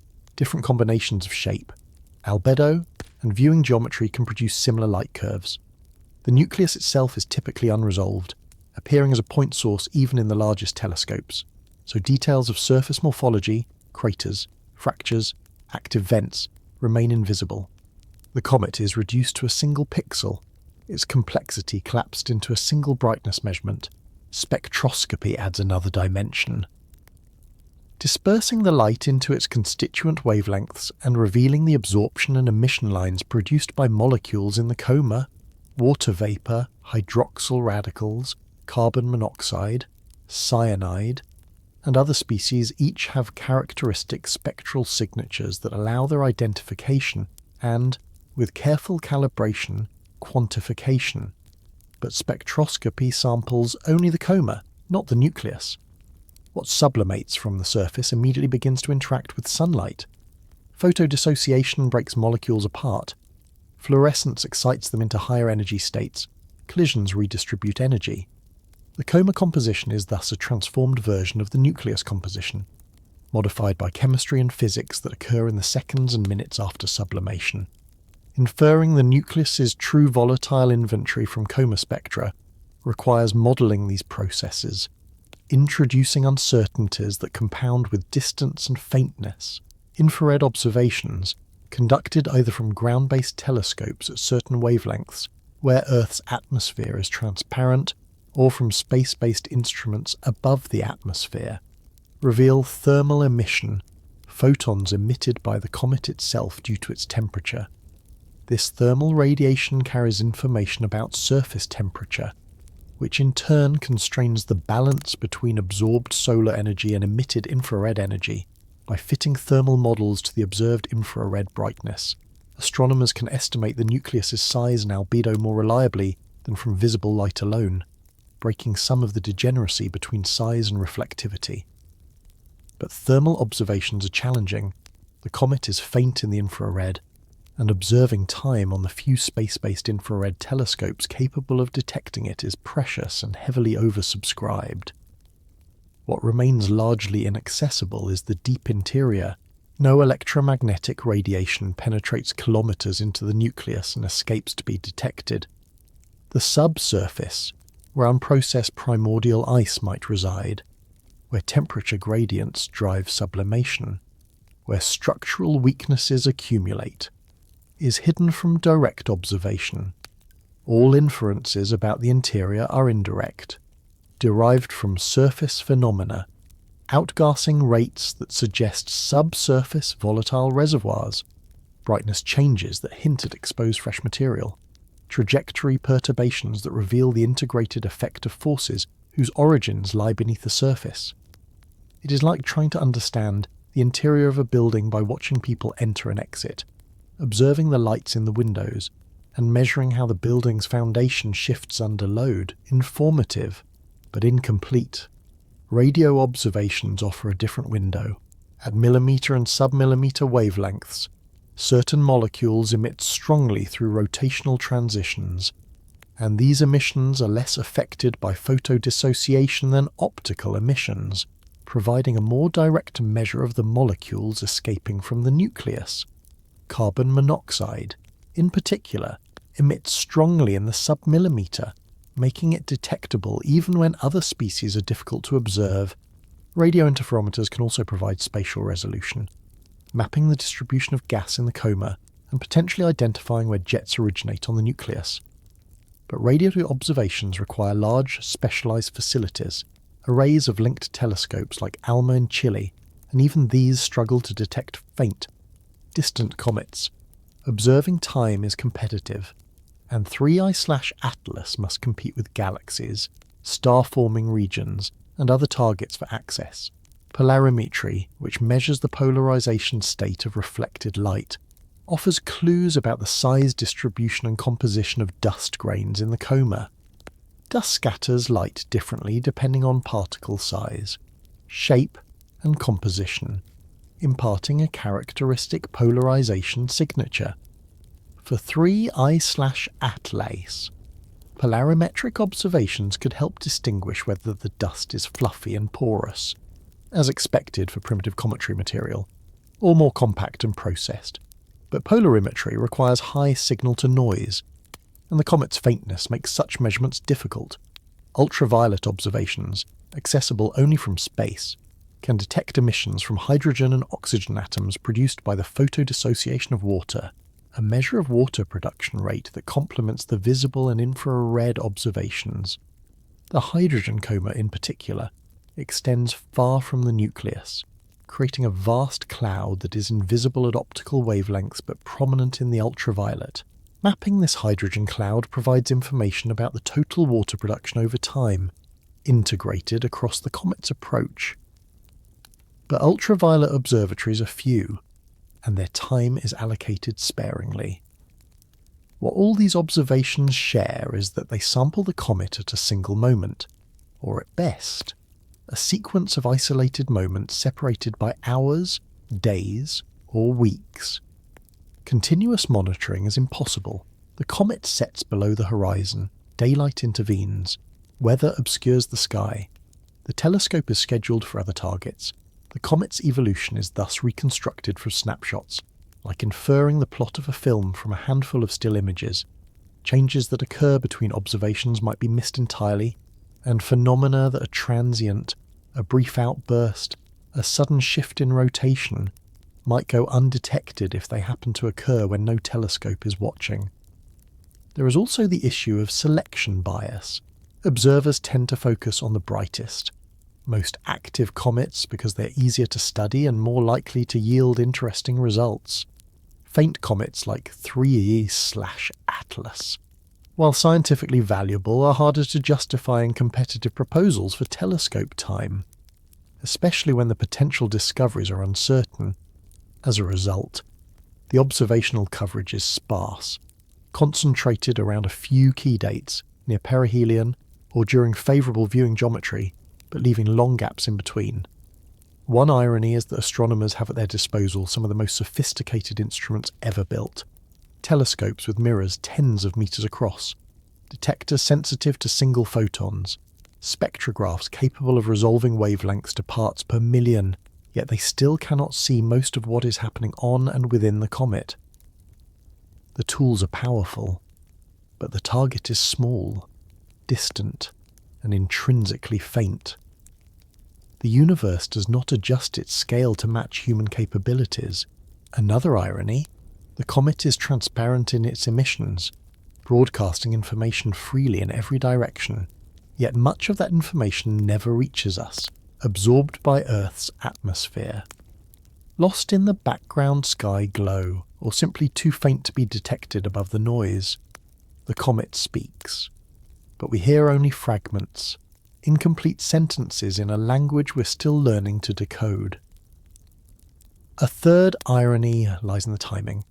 Interstellar objects are rare, and each visit is unique, offering a single opportunity to gather data. For 3I/Atlas, the observing window spans perhaps a year, generous by some standards, but fleeting compared to the millions of years the comet spent in interstellar space, or the billions of years it will spend after departing. We catch it in mid-journey, observe it briefly, and then it is gone. Only took eons to arrive, and we get months to study it. The comet moves through space, emitting light, sublimating gas, accelerating under forces both gravitational and non-gravitational, indifferent to what observatories see and miss, a complex system observed only partially, understood incompletely. The statistics of interstellar visitors reveal that 3I/Atlas is not an anomaly in the sense of being alone, but rather the third confirmed member of a category that only recently became observable. Before 2017, no interstellar object had been definitively identified passing through the inner solar system. Not because they were absent, but because the technology to detect them, sensitive wide-field surveys that could spot faint, fast-moving objects against the stellar background, had only recently matured. The discovery of 1I/Oumuamua in October 2017 marked the beginning of a new era, confirming what theorists had long predicted, that the galaxy is filled with debris ejected from planetary systems during their formation, wandering the interstellar medium, occasionally intersecting the orbits of other stars. Oumuamua itself was strange, elongated, tumbling, accelerating in ways that sparked intense debate about whether non-gravitational forces from outgassing or something more exotic was responsible. Its reddish colour and lack of detectable coma suggested a surface composition different from typical comets, leading to speculation that it might be more asteroid-like. Perhaps a fragment of a disrupted planet rather than a pristine icy body. It departed the inner solar system before detailed observations could resolve these questions, leaving behind more mysteries than answers. The second confirmed interstellar object, 2I/Borisov, discovered in August 2019, was more conventionally cometary. It had a coma, a tail, spectroscopic signatures of familiar volatiles, like water and carbon monoxide. Yet it too showed peculiarities, a carbon monoxide abundance higher than typical solar system comets, suggesting formation in a colder environment. Now 3I/Atlas joins this small but growing catalogue. The third confirmed interstellar visitor, each one different from the others in ways that expand the observational envelope of what normal means for objects shaped by other stellar systems. The statistical sample size remains frustratingly small. 3 objects is barely enough to identify trends, let alone draw confident conclusions, but already patterns begin to emerge. Each interstellar object observed so far has shown some deviation from the canonical behaviour of solar system comets: anomalous accelerations, unusual compositions, unexpected activity levels. Whether this reflects genuine diversity in the formation environments of exocomets, or simply observational biases, perhaps the most unusual objects are easiest to identify as interstellar, remains uncertain. The rate at which interstellar objects pass through the inner solar system can be estimated from the discovery rate, corrected for the survey's sensitivity and sky coverage. Current estimates suggest that at any given moment, there might be one or more interstellar objects within a few astronomical units of the Sun, though most remain too faint to detect. The total population of interstellar objects in the galaxy is staggering. Models predict trillions of comet-sized bodies drifting between the stars. The accumulated debris from billions of years of planetary system formation. The galaxy is not empty space punctuated by stars, but a vast reservoir of icy wanderers, most of which will never again encounter a star closely enough to sublimate. This population represents a kind of fossil record, preserving information about the conditions in protoplanetary disks across different stellar environments and epochs. A comet ejected from a planetary system 10 billion years ago, when the galaxy was younger and its chemical composition different, might carry isotopic signatures distinct from comets formed more recently. A comet from a massive star's disk might have different volatile ratios than one from a low-mass star. By studying interstellar visitors, astronomers gain access to a sample of exocomets, objects from planetary systems that are too distant to observe directly, offering a window into the diversity of planet formation processes throughout the galaxy.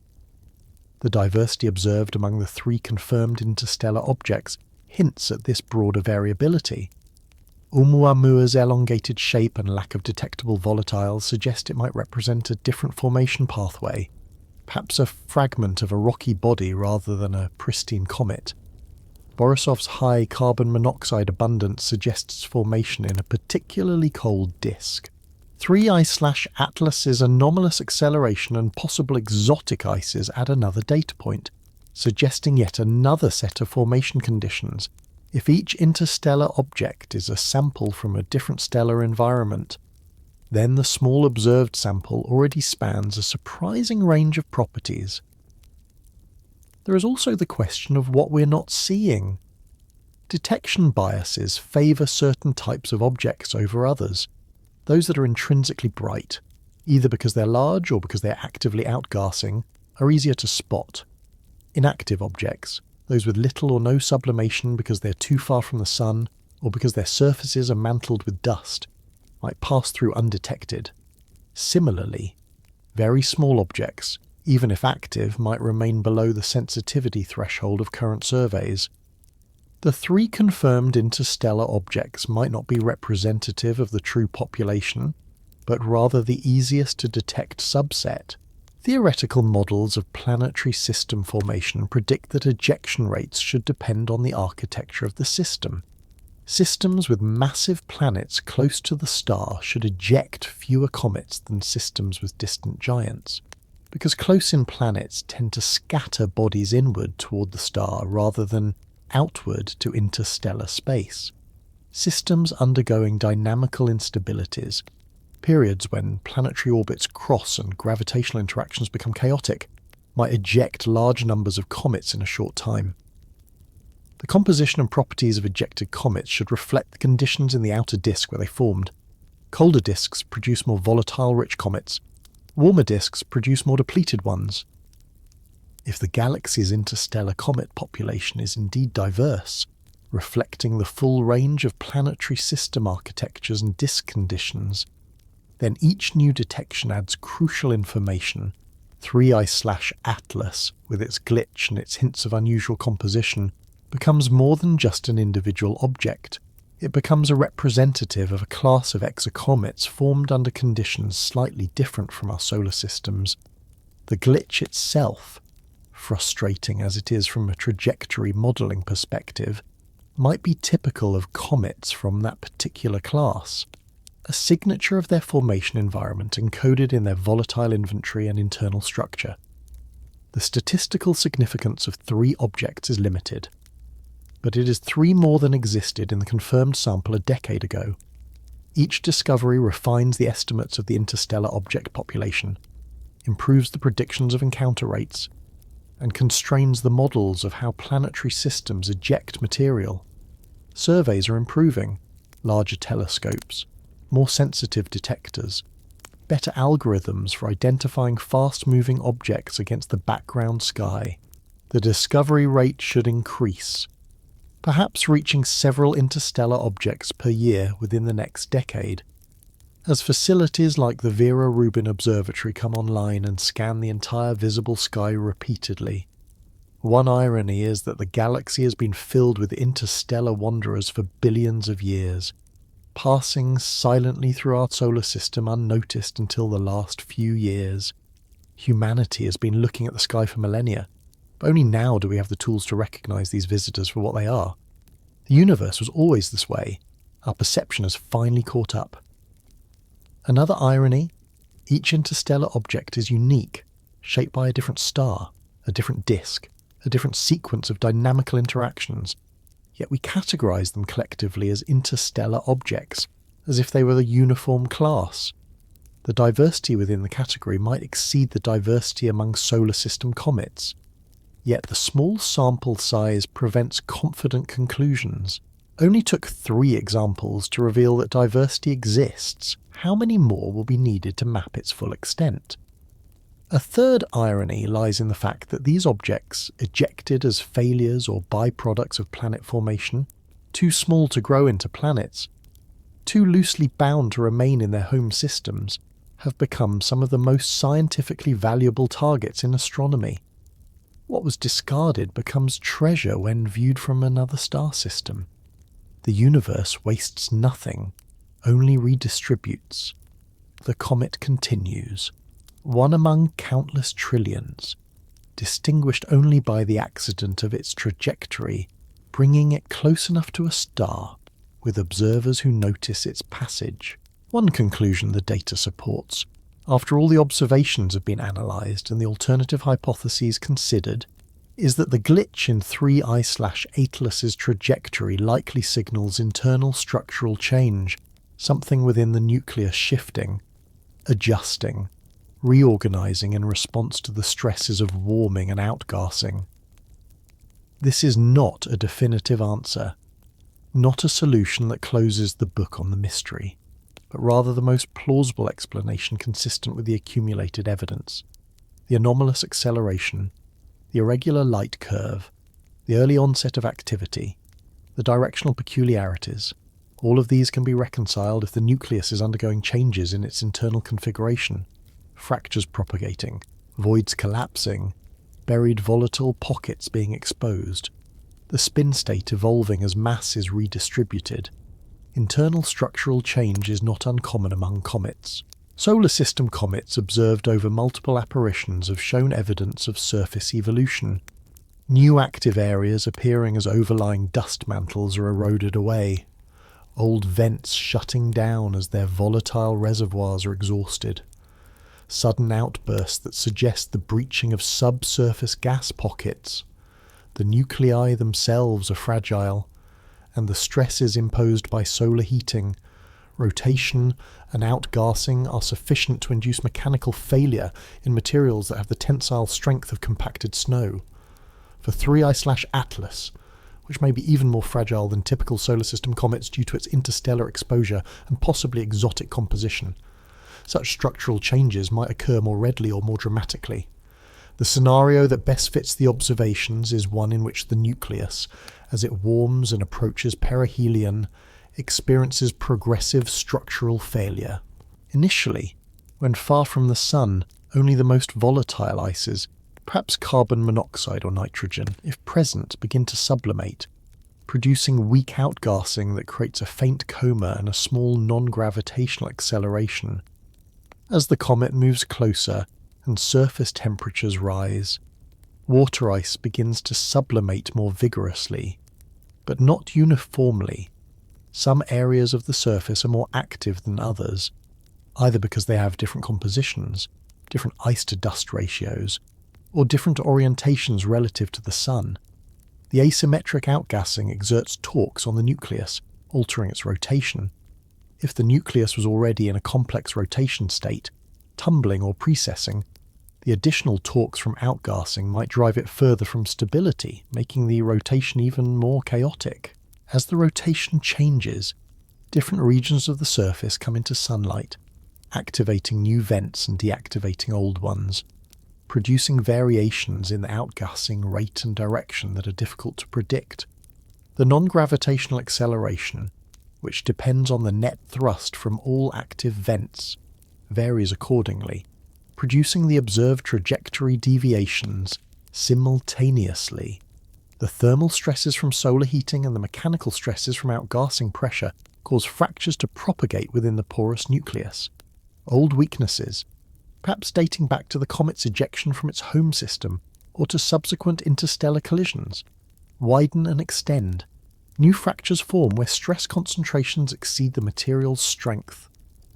The network of cracks and voids within the nucleus evolves, opening new pathways for gas to escape and exposing previously buried material to sunlight. If that buried material is richer in volatiles, perhaps because it has been shielded from cosmic ray processing or because it represents a compositionally distinct layer, its sudden exposure leads to an increase in outgassing that appears as an outburst or enhanced activity. The collapse of internal voids is another possible mechanism. As gas escapes from the nucleus, the overlying layers lose support and may slump or collapse into the void below, a process that can occur gradually or suddenly depending on the geometry and the material strength. Each collapse redistributes mass, shifts the centre of mass, and changes the moment of inertia, affecting both the rotation and the response to outgassing forces. The cumulative effect of many small collapses, or one large one, could explain the trajectory glitch as a change in the nucleus's mechanical state. There is also the possibility of a major outburst brewing, but not yet fully expressed. If a large subsurface pocket of volatile-rich ice is being warmed by conducted heat from the surface, the gas pressure within that pocket will build until it exceeds the strength of the overlying material. When the material fails, the pocket vents suddenly, releasing a large amount of gas in a short time and producing a transient but intense increase in brightness and outgassing rate. Such outbursts have been observed in numerous solar system comets and are often associated with sudden changes in the non-gravitational acceleration. For 3I/Atlas, if an outburst is imminent or has recently occurred between observations, it could account for the glitch. Another conclusion the data supports is that whatever is happening within 3I/Atlas is likely not unique to this particular comet, but rather a common feature of how cometary nuclei respond to warming, especially nuclei that are structurally fragile or compositionally unusual. The glitch, in this view, is not an anomaly but a window into processes that occur in many comets but are often masked by noise, overlooked due to insufficient data, or attributed to observational error. 3I/Atlas, by virtue of being closely monitored and by having a hyperbolic orbit that makes its trajectory deviations stand out clearly, simply reveals more directly what might be happening in other comets as well. This interpretation is humbling in a way. It suggests that our standard models of cometary behaviour, while generally accurate, are still incomplete, still missing important physics related to structural evolution and internal processes. The models work well for stable, well-understood comets observed over many apparitions, where deviations from purely gravitational orbits can be averaged and parameterized. But for individual comets at specific times, especially comets undergoing structural changes, the models struggle. The glitch is a reminder that comets are not passive, inert bodies following predetermined paths, but active, evolving systems whose behaviour depends on their history, their structure, and the often chaotic interplay of forces acting within and upon them. One irony is that the conclusion that internal structural change is responsible is simultaneously the most plausible explanation and the least satisfying, because it replaces a specific puzzle with a more general acknowledgement of uncertainty. We know something is changing inside the comet, but we do not know exactly what, or exactly when, or exactly how it will evolve. The glitch is explained in principle but not in detail. Another irony? The structural changes that produce the glitch also ensure that the comet will never behave predictably. Each fracture that opens, each void that collapses, each new vent that activates, alters the conditions for future evolution. The comet's trajectory becomes path-dependent, sensitive to small changes that compound over time. Predicting its exact position months in advance becomes impossible, not because the observations are poor or the models inadequate, but because the comet itself is unpredictable. A third irony lies in the realization that the glitch, frustrating as it is, makes 3I/Atlas more scientifically valuable. A comet that behaved exactly as models predicted would confirm what we already know. A comet that deviates forces us to refine our understanding, to consider mechanisms we might otherwise overlook, to acknowledge that the universe is more complex than our theories. The glitch is a gift wrapped in difficulty. The comet continues inward, its interior shifting, fracturing, reorganizing, expressing the glitch through subtle deviations in its path. A mechanical statement that something deep within has changed, is changing, will continue to change until the warming ends and the ice falls silent again. What happens next in the trajectory depends on how the comet responds to the increasing solar heating as it approaches perihelion and then begins its long recession back into the cold outer reaches of the solar system. The perihelion passage represents the moment of maximum stress. Surface temperatures reach their peak. Outgassing achieves its highest rate.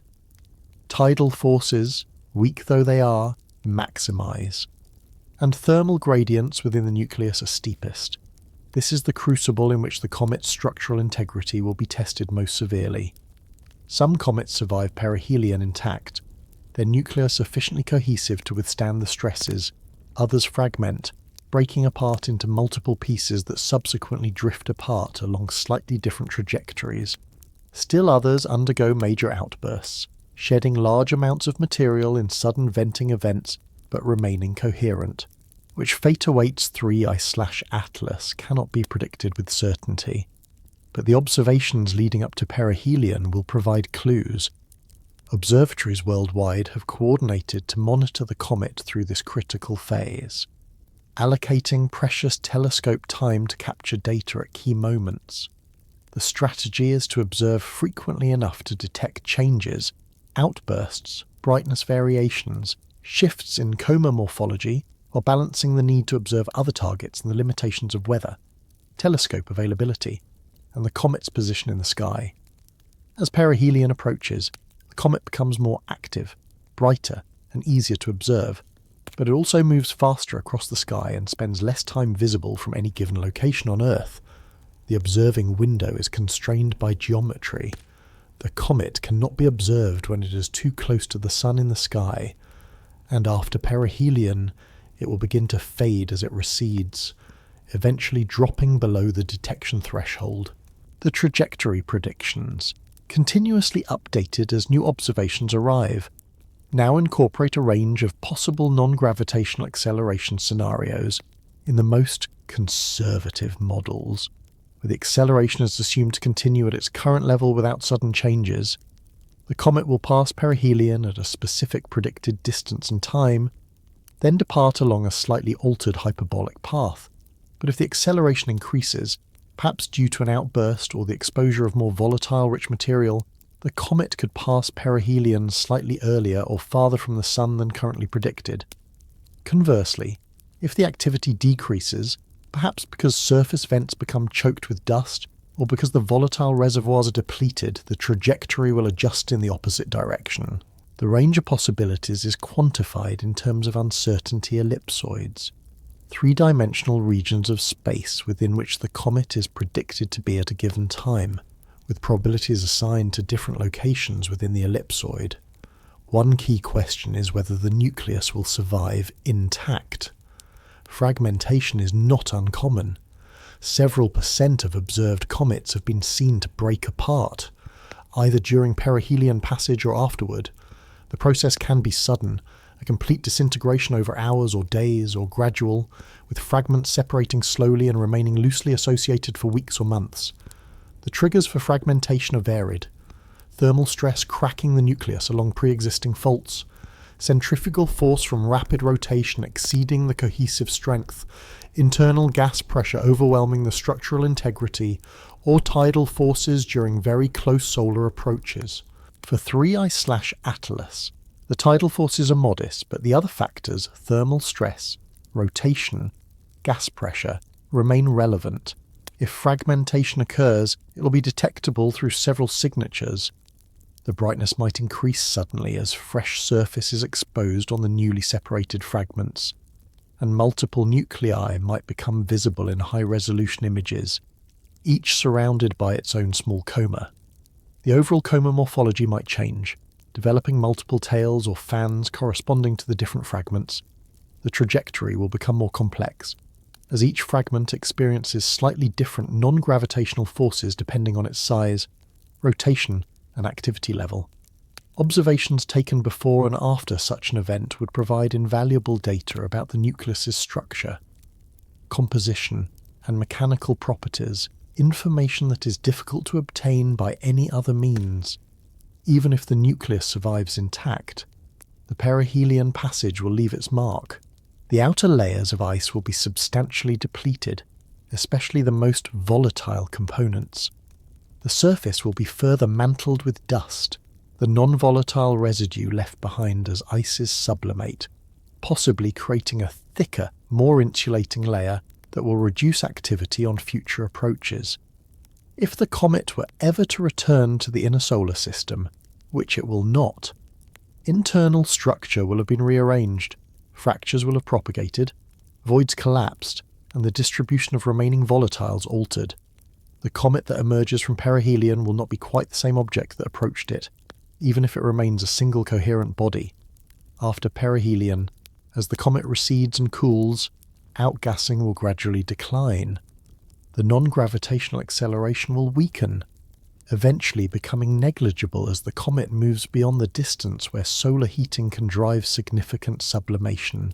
The trajectory will transition from one dominated by both gravity and non-gravitational forces to one governed almost entirely by gravity and the residual velocity imparted by the earlier outgassing.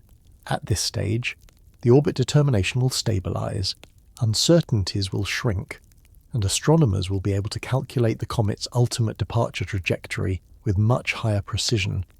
That departure trajectory points back toward interstellar space, though not in the same direction from which the comet arrived.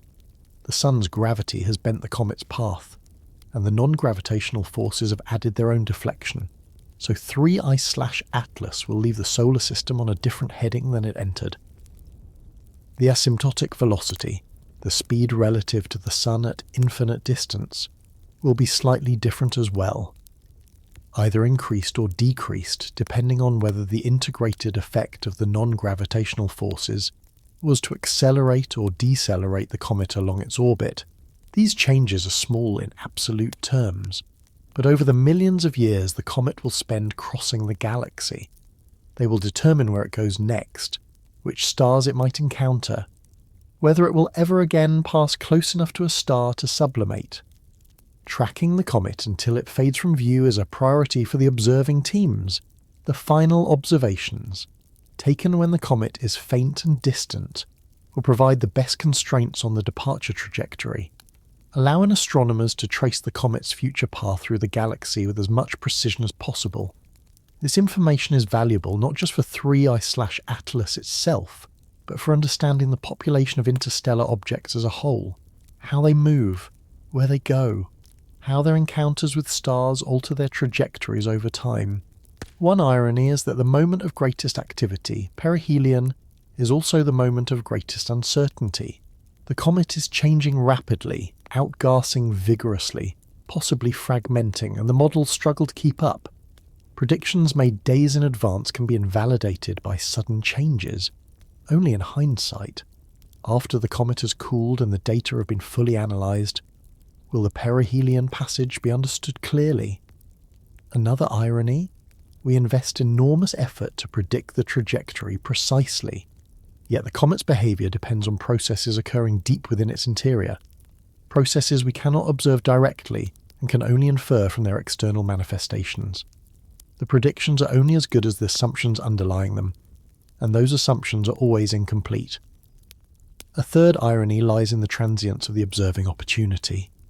For a few months around perihelion, the comet is bright enough and well positioned enough to study in detail, before and after.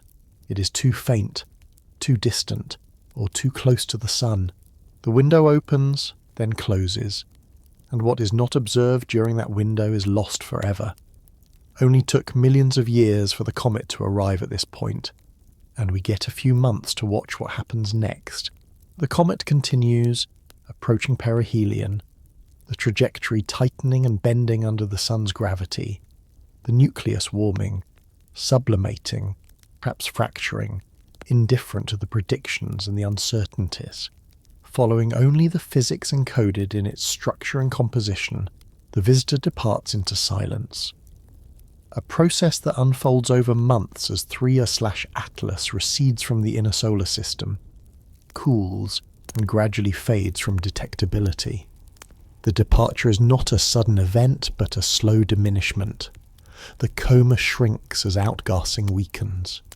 The brightness drops as the comet moves farther from both the Sun and Earth, and eventually the object that was once visible in moderate-sized telescopes becomes detectable only to the largest instruments on Earth, and then not at all.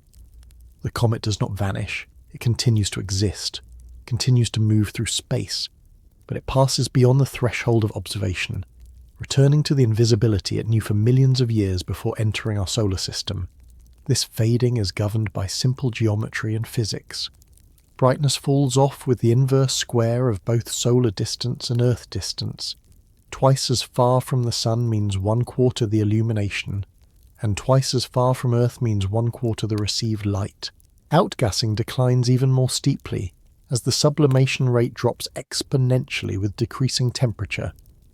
By the time the comet crosses back beyond 3 or 4 astronomical units from the Sun, water ice sublimation has effectively ceased, and only the most volatile species, if any remain, contribute to a tenuous residual coma. The nucleus itself, cold and dark, reflects so little sunlight that it becomes indistinguishable from the background noise of distant stars and galaxies. The final observations are precious, each one potentially the last. Telescopes track the comet as long as possible, squeezing out measurements even as the signal-to-noise ratio deteriorates and integration times grow longer. The positions measured during this late phase are crucial for refining the departure trajectory. Even small differences in position translate, over interstellar distances, into vastly different destinations. Knowing whether the comet is headed toward a particular region of the galaxy, whether it might encounter another star system in the next few million years, requires precision in these final astrometric measurements. But the comet's faintness makes this precision difficult to achieve, and eventually the observations must cease, leaving the trajectory determination with residual uncertainties that will never be eliminated. What the comet carries away with it as it departs are the secrets encoded in its interior, secrets that the brief passage through the inner solar system revealed only partially. The glitch in the trajectory hinted at internal processes, but the exact nature of those processes, the detailed structure of the nucleus, the full composition of the ices, remain incompletely known. The comet has been interrogated by telescopes, spectrographs, and models, but it has answered only some of the questions posed to it. Others it has kept to itself, locked in the deep interior that no instrument could probe, or in the subtleties of composition that no spectrum fully resolved. After the comet has faded from view, the analysis continues. Astronomers compile the data from all the observatories that observed it, compare measurements, reconcile discrepancies, and construct the most complete picture possible of the comet's properties and behaviour. Papers are written, models are refined, and the comet's place in the catalogue of interstellar objects is established. 3I/Atlas becomes a reference case, a data point in the growing database of exocomets, its glitch and its anomalies discussed and debated in the context of cometary physics and planetary formation. But the comet itself, the physical object, is gone, receding at tens of kilometres per second, already millions of kilometres beyond the orbit of Neptune and still accelerating outward under the residual velocity imparted by its perihelion passage. The trajectory, now well determined in its final form, points toward a region of the galaxy in the constellation Lynx, not toward any specific star, but into the general stellar field. Models of galactic dynamics predict that the comet will spend the next several million years drifting through the interstellar medium, its velocity relative to nearby stars gradually changing as it climbs and falls within the galaxy's gravitational potential. Encounters with individual stars will be rare, separated by millions of years on average, and most will be distant flybys that alter the trajectory only slightly. But eventually, perhaps in 10 million years or 50 million or 100 million, the comet might pass close enough to another star to be captured and, however briefly, into that star's sphere of influence, warmed again, sublimating again, observed. If the civilization orbiting that star has developed the technology to detect it as an interstellar visitor from some unknown origin, or perhaps not, perhaps the comet will wander indefinitely, never again approaching a star closely, gradually losing mass to cosmic ray sputtering and occasional collisions with interstellar dust, its surface slowly eroding, its interior structure relaxing as thermal gradients from its last warming fade into equilibrium with the cosmic microwave background. Over hundreds of millions of years, the comet might become a ghost of its former self, a smaller, more depleted object, still carrying the chemical signatures of its birth but worn down by the passage of time. The departure into silence is, in a sense, a return to the comet's natural state.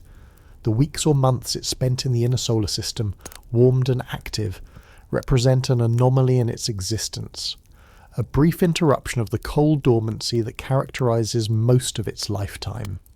The silence is not emptiness, but rather the absence of the temporary noise introduced by sunlight and observation. In the silence, the comet is simply itself, a frozen assemblage of ice and dust, a relic of an ancient protoplanetary disk, a carrier of information from a place and time we can never directly observe. For humanity, the departure marks the end of an opportunity.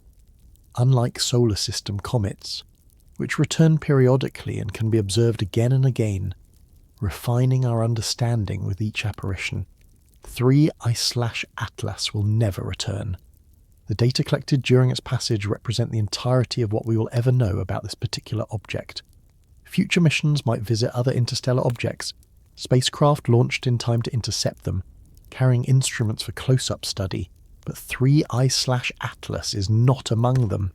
It arrived unannounced, was observed opportunistically with the tools available at the time, and now departs, leaving behind only the photons it scattered and the gravitational perturbations it induced, archived in digital databases in the pages of journals. One irony is that the comet's departure, which seems like an ending, is also a beginning, somewhere out there. Other interstellar objects are approaching, their trajectories bending inward under the sun's gravity, their surfaces beginning to warm. Some have already been discovered and are being monitored. Others remain undetected, too faint or too far for current surveys, but they are coming nonetheless. The departure of 3I/Atlas is simply one chapter closing in an ongoing story. The story of how comets from other stars pass through our solar system, briefly touch our awareness, and then move on. Another irony: the silence into which the comet departs is not truly silent. The comet continues to emit faint thermal radiation, continues to reflect starlight, continues to interact gravitationally with the matter around it. The silence is only from our perspective, a consequence of the comet passing beyond the reach of our instruments. The universe itself does not fall silent, we simply stop listening. A third irony lies in the fact that the comet, in departing, carries with it the solutions to the questions it raised, the glitch, the anomalous acceleration, the hints of exotic composition. All of these could be definitively answered if we could follow the comet, observe it up close, sample its nucleus directly, but we cannot. The comet leaves, and the answers leave with it, destined to remain unknown unless another comet, someday, arrives with similar properties and submits to closer scrutiny. The comet recedes, a dimming point of light, then a memory, then a catalogue entry, then a footnote in the history of astronomy. The trajectory carries it outward, beyond the planets, beyond the Kuiper belt, beyond the heliopause where the solar wind gives way to the interstellar medium. It moves into the dark, into the cold, into the silence.